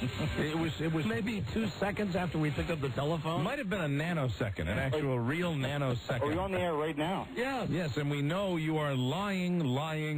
How do you know that? We just do. We do. I know the general. We have the gift. You're a liar. You did not go. First off, you have not gone to college. Second, you certainly did not go to Indiana on a basketball scholarship. Actually, I went to Penn State University. You went to Penn State University? Yes. And that's where you played for Bob Knight, who's been coaching Indiana for 1 million years. I played rugby at Penn State. You played rugby at Penn and Bobby State. Knight is a basketball coach. So again, I was lying. You guys called me. Of course you were. Always do. Of course you were lying. I wanted to get on the air and tell you guys how funny you were and how you're brightening up my day. Well, thank you. An interesting way of going about this, son. Certainly no need to lie about that, though. Hello, Don and Mike Show. Hi, this is Sam Huff. Hey, Sammy. How's everybody doing today? How you doing, Sam, buddy? I'm doing fine. Did you guys know that Bobby Knight is a personal friend of mine? Had no idea, Sam. Is he really, Sam? Oh, him and I are good buds. We all go play golf and we go fishing together all the time. And did you know that I defecate just like Bobby Knight? Really? Yes, I do. And I do. When I get mad, I tell you what, when I get really pissed off, Sam Huff, the greatest linebacker in the NFL, makes the biggest poops in the NFL, too. But I guess when you're on those fishing trips and you run out of toilet paper, what's the situation there? Well, then everybody comes up in the short end of the stick. Right, thank you, Sam. Here is Joe Shea, the cereal guy. Hey, Dynamite. Hello, Joe. That conversation was done from memory, but it's pretty much exactly how it happened. I don't really doubt wasn't that. very helpful. Don't doubt that for a second. No, we know how absolutely uncommunicative he is. Makes it awkward, doesn't it, Joe? Oh, yeah. I mean, I asked him. He called me up and he said, well, you can come on next week. I was like, well, what time, when are you going to be in New York next week? I don't know if you guys are. No, I don't know. So he was just, he's just, I guess, just name a time, I guess. He gets a great deal of pleasure out of the awkward responses people give him when they meet his lack of civility. Right. Yes, and I would agree. He derives a tremendous amount of pleasure from giving one-word answers. He loves it, and then, so I'll be on next Wednesday? Yep. And then, of course, the normal thing, you'd pause and wait for the person to say, here's what we need you to do. Not Charlie. No. Charlie will not give information. He didn't even tell you where the studio is, right? Well, he didn't. I mean, he knows that I live in the area, but he didn't exactly, he didn't say, do you know how to get here? Do you know where it is? That's stuff that a normal producer would do. I mean, Charlie, for example, I'll give you a perfect example of this. I mean, he's sitting there and he's got, say, airline tickets in his coat pocket, right? And I said, I'll see them poking through. And I'll say, are those our tickets for our trip? Uh-huh. Now, he won't say, do you want them? He will make me say, can I have them, please? Drives me nuts. Absolutely nuts. And now Rob's got one, too, I'm Hello, sure. Robbie. Let's recall our nickname for Charlie on our last road trip. I forget where we were, but I remember calling him the Minister of Information. You will find out what you need to know only when you need to know it. On a need-to-know basis. Right. Yes, he is very, very stingy with his words. What, did you want to come defend yourself? Really, you want to use some words to defend yourself here? No, not at all. That's exactly right. If the tickets in the pocket are there, if you want them, ask for them. Yeah, of course. Right, that's all you have to do. Yeah, no need. Why should you volunteer that information? Absolutely. You don't want to know. No, that's fine. I understand that. Raised by wolves. No problem at all. Effort. That's fine. Yeah, I know it's extra. God forbid you make that little connection between brain and mouth. No, the brain and mouth is fine. I know it's fine. And you know what? Use the mouth. I'll tell you something else about him. You should have an instant message with him on the computer because he's the same way. One syllable. Yes, on the computer. When he instant messages me, you go on forever. Oh, excuse me for being polite. That's right, polite. That's the thing. I'm long-winded. Long-winded. Christ, I write you 3 sentences and I get back a 3-word response. Yes. Right. That's and you know one word. Let me give you another thing about Charlie Broyhill. This is why Charlie Broyhill loves the headset. You know why? So he can be talking and you think he's talking to someone next to him, but he's on the phone, and so you can walk in and go, stand next to him, and then he can go, hold on.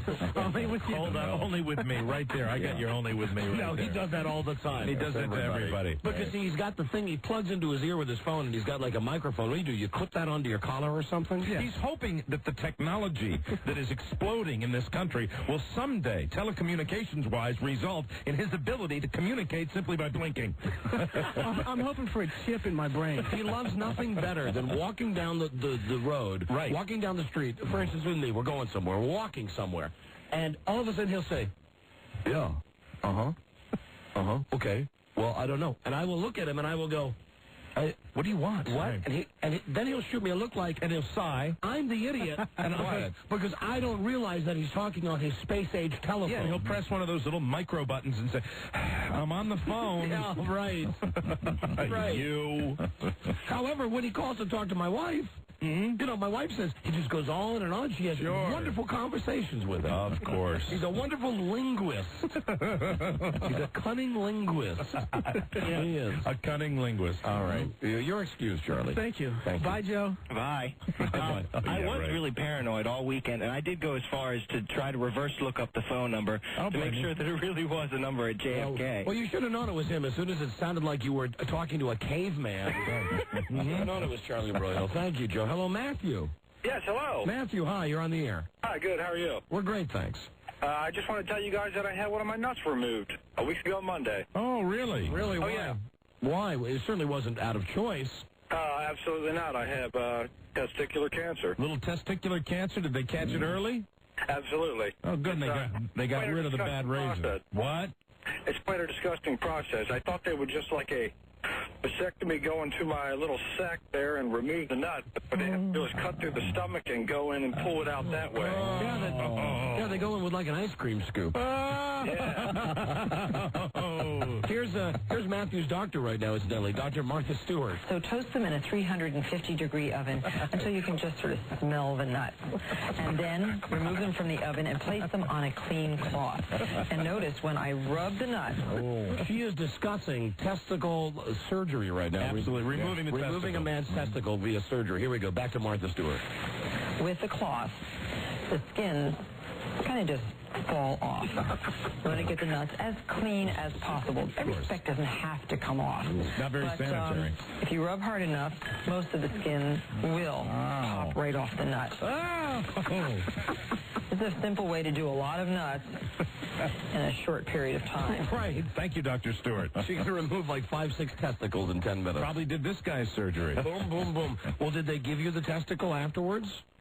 No, I was not fortunate enough to receive that. Yeah, it probably went right off to the lab. Yeah. And then right into a box of Raisin Bran. Yeah, the bad part about it is I can't scratch my nuts anymore. I can only scratch my nut. Yeah. That's something to get used to. Okay. Thank you, my friend. Thanks. Bye-bye. He's got a story to tell. Yeah. Sorry about that. Okay, he'll be all right. It's the Don and Mike Show. What do you say we cut the chit-chat a-hole? Dogs love cheese. And people love the Don and Mike Show. The Don and Mike Show. Don and Mike. He's having a ball. He could still laugh at one of Buzz's slap nut jokes. Yeah. It's not one of Buzz's slap nuts jokes. It only takes one. He is slap nut funny. He can still get his nut off. Right? Because they don't say get your nuts off. That's they just say get your nut off. But whatever you do, never call him nuts. Hello, Ken. Don, Mike, Buzz. Hi. I'd like to thank you all, first off, for making me laugh 5 times a week. But, Don, you especially, because last week you were talking about how you got under your car and changed the oil, and it was a little bit therapeutic, and my car needed all that crap, too, like getting screwed by the man, so you talked me into it pretty much. And I got to tell you, goddamn, I felt like such a man afterwards. Yes, I tell you, it makes you feel like a man to get under your car and do that crap. And I swear I saved myself at least $100 because, you know, you go in, they find something, and my car's running great. Beautiful. All right, thank you, sir. Terrific. I'm a walking inspiration. Thank you. Thank you. Thank you. No, thank you. Thank you. Thank you very much. Thanks a lot. Thanks for getting under your car. Hey, thank you. Hello, Don and Mike Show. Hey. Hey. I got a nut that's 3 times smaller than the other one. Does that count? No, I mean, it doesn't count if you're talking about one guy that's had his removed. I mean, you would be almost all the way there. Is it getting smaller by the year? Actually, it is. I don't know if it's running out or what. But Which atrophy? It's running out. It's running out of jizz. It might be twisting. It could be. Which nut is it? The left one. Have you seen a doctor? Yeah. Do you have any pain or discomfort? No, actually. It's just small. It's like the size of a grape. And how big is your other one? The size of what, a bowling ball? Cantaloupe. Well, you remember that tape you had with a guy with elephantitis? No. Oh, wow. We once watched the funniest goddamn videotape of this guy with cue ball. This guy with elephantitis of the testicles. This guy had cue ball. You have one that's the size of a cue ball? No, half the size of a cue ball. Half the regular size. Like I guess what? Average. Size I of don't check out a lot of guys' nuts. Size of what? Like a ping pong ball, right? Yeah. Yeah, right. Hey, I got a question for you. Yeah. Well, tell the story about the elephantitis. Hey, You were interrupted. Just today, the Ides of March is the 15th, 16th, and 17th. It's a bet I got with my wife, and I need to find out from Brain or anybody who knows. I think it's today. I think the 15th is the Ides of March. Brains, do you know? It's just one day, March 15th. Right, the middle today. day of March. Ides means middle. No, John, but I think you got that wrong. I think it's the Brides of March. Oh. It's a bridal thing, because all the bridal magazines come out. The itchy Ides of March. Darla Conger Day. Hello, Craig. Don and Mike, Radio God. Hi there. It's a pleasure to talk with you. I got a question. Yeah. I was just wondering what kind of cereal Jack Cassidy would have for breakfast. I'll hang up and listen to your answer. Buy Krispies. Grape nuts. Hello, Greg. Don and Mike show. Hello. Gentlemen, how you doing? Hey, fine. Hey, I got a little bit of news for you. I work security out at Arco Arena. Oh, you calling from Sacramento? Yes, sir. Right on. And got to know Jason Williams over the past year and a half pretty well, and he really digs on your show. White chocolate? Yeah. I know you guys are kind of closet Kings fans. No, we're huge Sacramento King fans. You got the biggest Kings fan in the world sitting right here. Okay. And you know that we found out that Toya, our phone girl, actually J.O.'s thinking about C-Web. We talked about that. Yes. Right. You guys don't know that Jason also kind of has something in common with you. He is from the same county as the ex-Redskins coach, John Gibbs. Joe Gibbs, you mean? Joe Gibbs? Joe Mama. Oh, it was a long way to go. It sure was.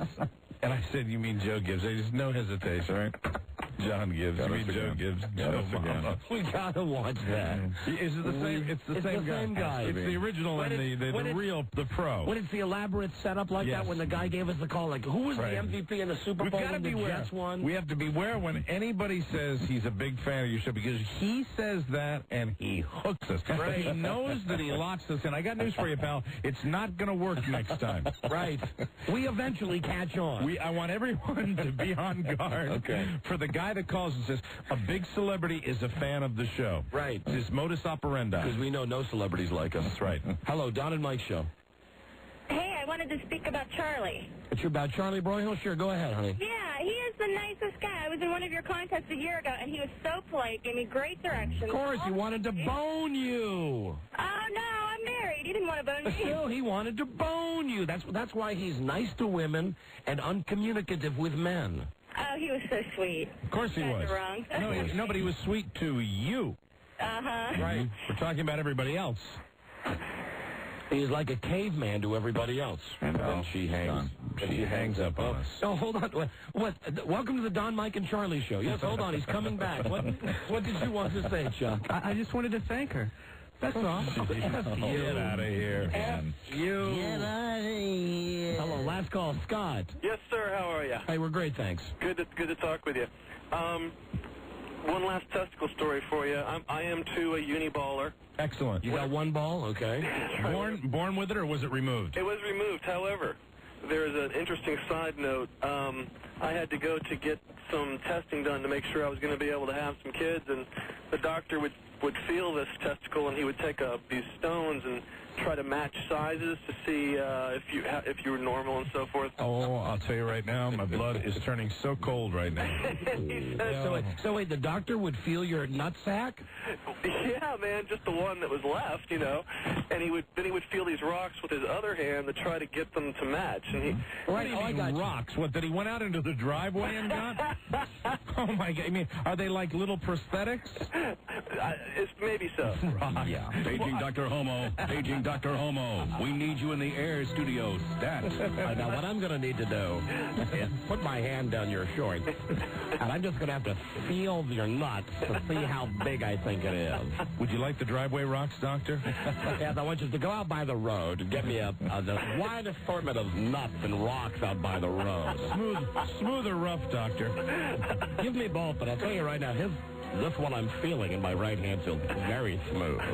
I'll get you some smooth rocks, Doctor. Very smooth. These stones they seem to be stone, were smooth, and he told me that mine was greatly enhanced, larger than a normal testicle. I want to tell you something. Were you impressed with that, with his larger testicle, Doctor? It's a gigantic testicle. I mean, it is enormous.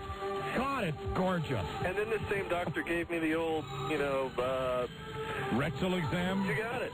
Oh, Christ, what did I tell you? Paging Dr. Homo. Paging Dr. Homo. We need you in the air studios. Now, listen, I know that you just came in to get your teeth cleaned today. But I'm afraid I'm going to have to give you a rectal exam and also give you a check for testicle cancer. Now, what's really cool is I've met other people that have been to this doctor and had the same exam, and I'm like, hey, you and I have had the same finger up our butt. You know, technically, if he put you on his shoulder, he could hold you like a deer rifle. Hey, Don, can I ask you a question about Leah Remini? Sure. You probably think this as well, but it seems to me the first time you went out there was a legitimate crush going on, and you thought that in the back of your mind, maybe, even though you wouldn't let it, but maybe something would happen? No.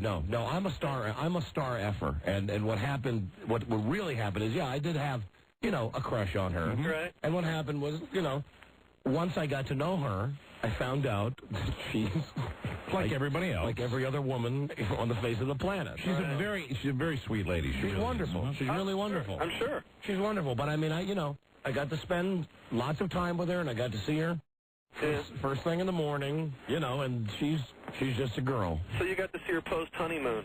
Yes, right. Absolutely. Hey, you owe me some jelly shoes from WNEW, whatever, when you were by yourself. So now I'm focusing all of my fantasies towards this naked picture I stare at of Jennifer Aniston every day. She's now the celebrity that I'm going to fantasize about meeting and going and staying at her house. Wouldn't that be something? Yeah, you have to move. I would J.O. in her house. You'd have to move Brad Pitt out of the way if you did that. Well, no problem. I had no problem with Angelo, now did I? No, that's right. Angelo was conveniently never there. I bet Brad Pitt's away quite a bit, too. Sure, he's a busy movie star. Would you want to meet Jennifer Aniston having the experience with Leah? Because what if you got to know her as a person and then it just wasn't that cool anymore? Hey, if you spend the rest of your life doing that, it'd be fine. Who cares? I just love to stare at Jennifer Aniston for a while. Yeah, I heard she's a virgin.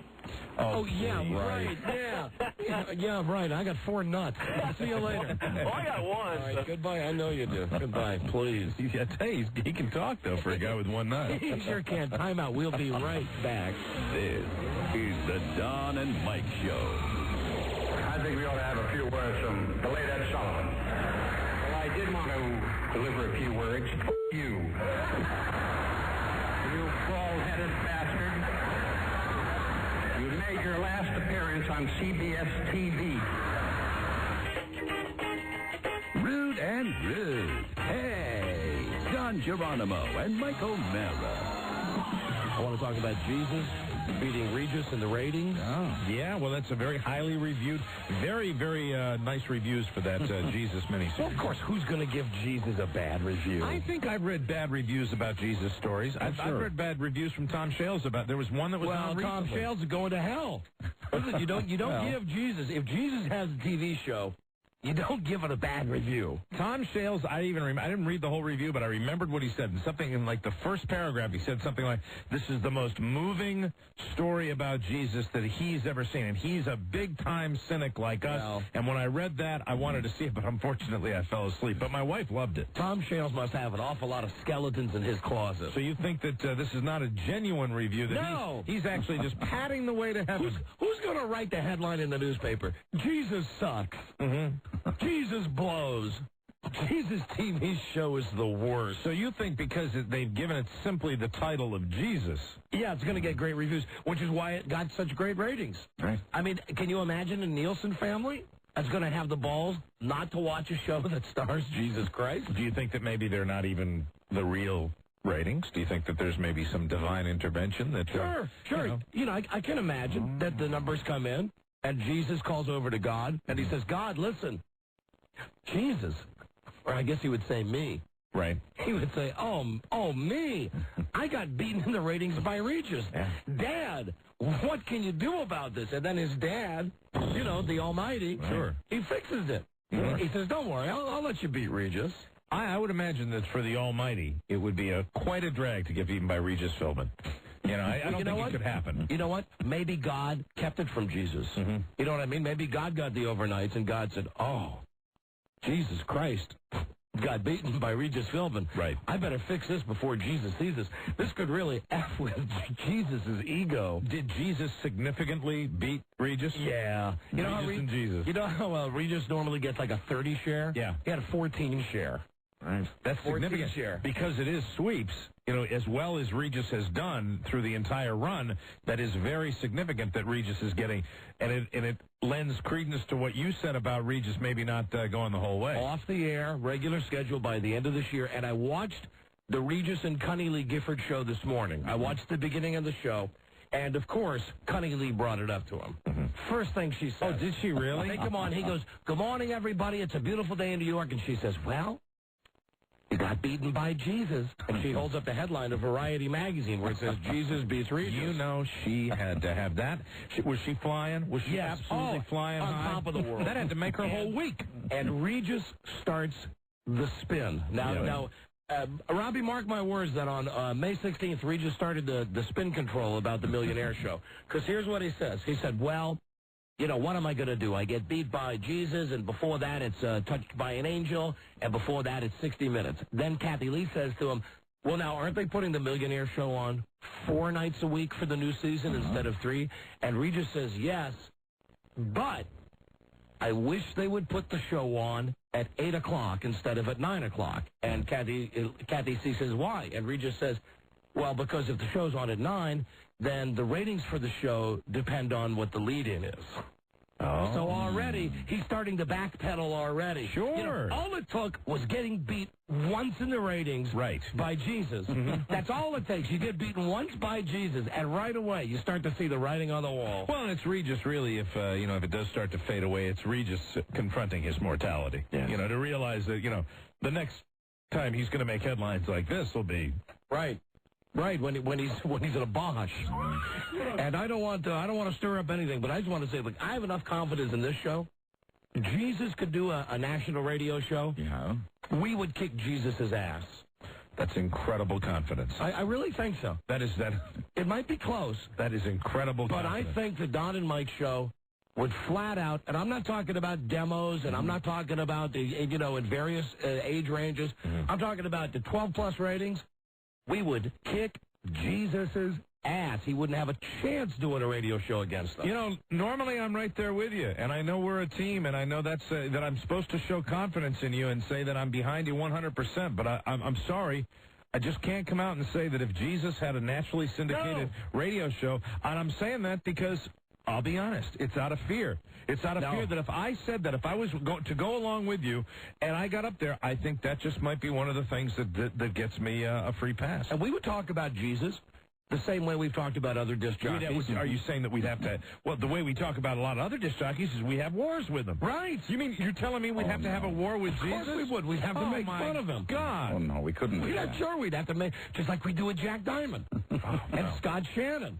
We'd have to make fun about the way he looks. We have to send Jesus, like, suitcases to say, hey, this is, here's your luggage for when you have to leave town? We've done that. We've sent luggage to disc jockeys. Yes, we'd send him black roses. Oh, my goodness. We'd call him on the hotline. We do everything that we done to every other disc jockey that gets in our way. I think that, with all the stuff we've done on that show, that would just be the last straw. That would be the one thing, if we cut Jesus a slack burger just a little bit, if we relaxed a little bit and just let Jesus have his show. No, couldn't do it, Mike. Oh, my God. And wouldn't it be great, especially if they put Jesus on a crappy AM station? Oh, would it be fantastic? Yeah, but Jesus would be able to... Think of all the advantages he'd have. He'd be able to tweak the signal. All of a sudden we start getting interference in different areas. No, you know why he wouldn't do that? Why is that? Because he's Jesus. Because it's fair play. Oh, that's right. He's the biggest straight shooter in the world. Yeah, he'd want to win it on the level playing field. And you know us. We cheat to win. We cheat. Yes, we'd kick his ass. Well, you know something? We might win down here. But we wouldn't win up there. That's right. Who's to say, Mike? I don't know. Who's to say? I guess nobody knows that for sure. Hope it doesn't happen. Bring him on. That's what I say. Bring him on. Some of you stations we're killing in the ratings right now. Go ahead. Hire Jesus Christ to do your afternoon radio show. I hear he's a tough sign. He's a real tough sign. It's very difficult. He's got a very difficult agent. Listen, we beat them all. Who's his agent? Stay cool. Stay cool. There's the conflict of interest. Not Donald Ephraim. I'm sorry. Wrong faith to be Jesus' agent. You never know. Although, who knows? Maybe Ephraim is a Jew for Jesus. You never know. I do see those bumper stickers around town. Absolutely. We beat them all. Hell, every single show they put on against us. When we were on in the morning, we kicked Howard Stern's ass every single book. Greaseman kicked his ass every single book. They put us on in the afternoon. They bring on Ollie North. Kicked his ass. That was a satisfying one, right? Larry King kicked his ass. Yep. Every show they put on against us, we kill. So I say, why not? Give us a challenge. Put us on against the Almighty. Put us on against God's Son. We will do what Regis Philbin has not been able to do. And as a matter of fact, bolt the lightning. As a matter of fact, I bet we could get Jesus to call in and apologize to us, just like we did with Jack Diamond. Wow. I think so. Wow. Because we just wouldn't let it go. Because we would browbeat him. Yeah. If we get on a thing with a disc jockey, we don't do it that often, but the great thing about this show is if we get in a war and a battle with a disc jockey, We'll go at it for 4 hours every day. That's all the show is about, 4 hours every day. Yes. Until the disc jockey finally gives in. Right. Hey, give me that tape of Harvey. All right. Where's that tape of Jack Diamond? Just imagine how great it would be. One day, Charlie Boyle comes in and says, listen, Jesus Christ is on line 3. Or he's in the lobby. He wants to apologize. Yeah. For the coffee mug. The Don and Mike Show goes to war. This time, no mercy on you. Sure. You son of a bitch. The enemy? Jack Diamond, a.k.a. Harvey Joel Fisher. Just insert Jesus. Joel Fisher, Pandora's box has been opened. Everybody in the radio business hates you. So does this war have Harvey in over his head? I got some news for you. You're in deep water now, okay? You're swimming with the big boys now. Don and Mike even mercifully offer the enemy a way out. And the only way it's going to end is when you come on this show and ask us publicly to please stop talking about you. But despite all of his tough talk, Harvey Joel pussies out. Just 24 hours later. Despite all of his tough talk, Jesus, pussies out. Oh, God. Harvey. Good morning. All right, well, I will accept this as your apology since you were big enough to call us. Well, thank you, guys. Okay. I appreciate it. Okay. Have a nice day. Thank you very much. The Allied forces of the Don and Mike Show prove victorious once again. Right. Keeping America safe. So remember what we've learned. Don't with Don Geronimo and Mike O'Mara. And God bless America. Bring him on. That's what I say. There you go. Bring him on. We'll never know if that scenario will take place, but you're ready if it does. If it does, we'll take him on. Mm-hmm. We'll take him down. But, you know, it's interesting because you say you're a very religious man. Wouldn't you feel conflicted at all about that? No, not at all. Not at all. I am very religious. I do go to church every Sunday. I know it must sound like a contradiction. It is. To those of you who hear me drop the GD bomb all the time on the show and wish cancer on people. It gets curiouser and curiouser. It does. I mean, hearing the GD, I've resigned myself to that, but a full-fledged throw down the gauntlet challenge to Jesus Christ. Bring him on! Bring him on! Let him do a radio show with no records. Mm-hmm. Let him do it. Bring him on. Jesus, he couldn't go 2 hours. You realize how tough it is?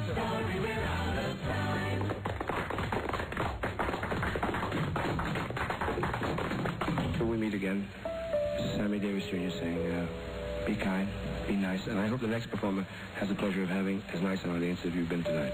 And let me leave you swinging.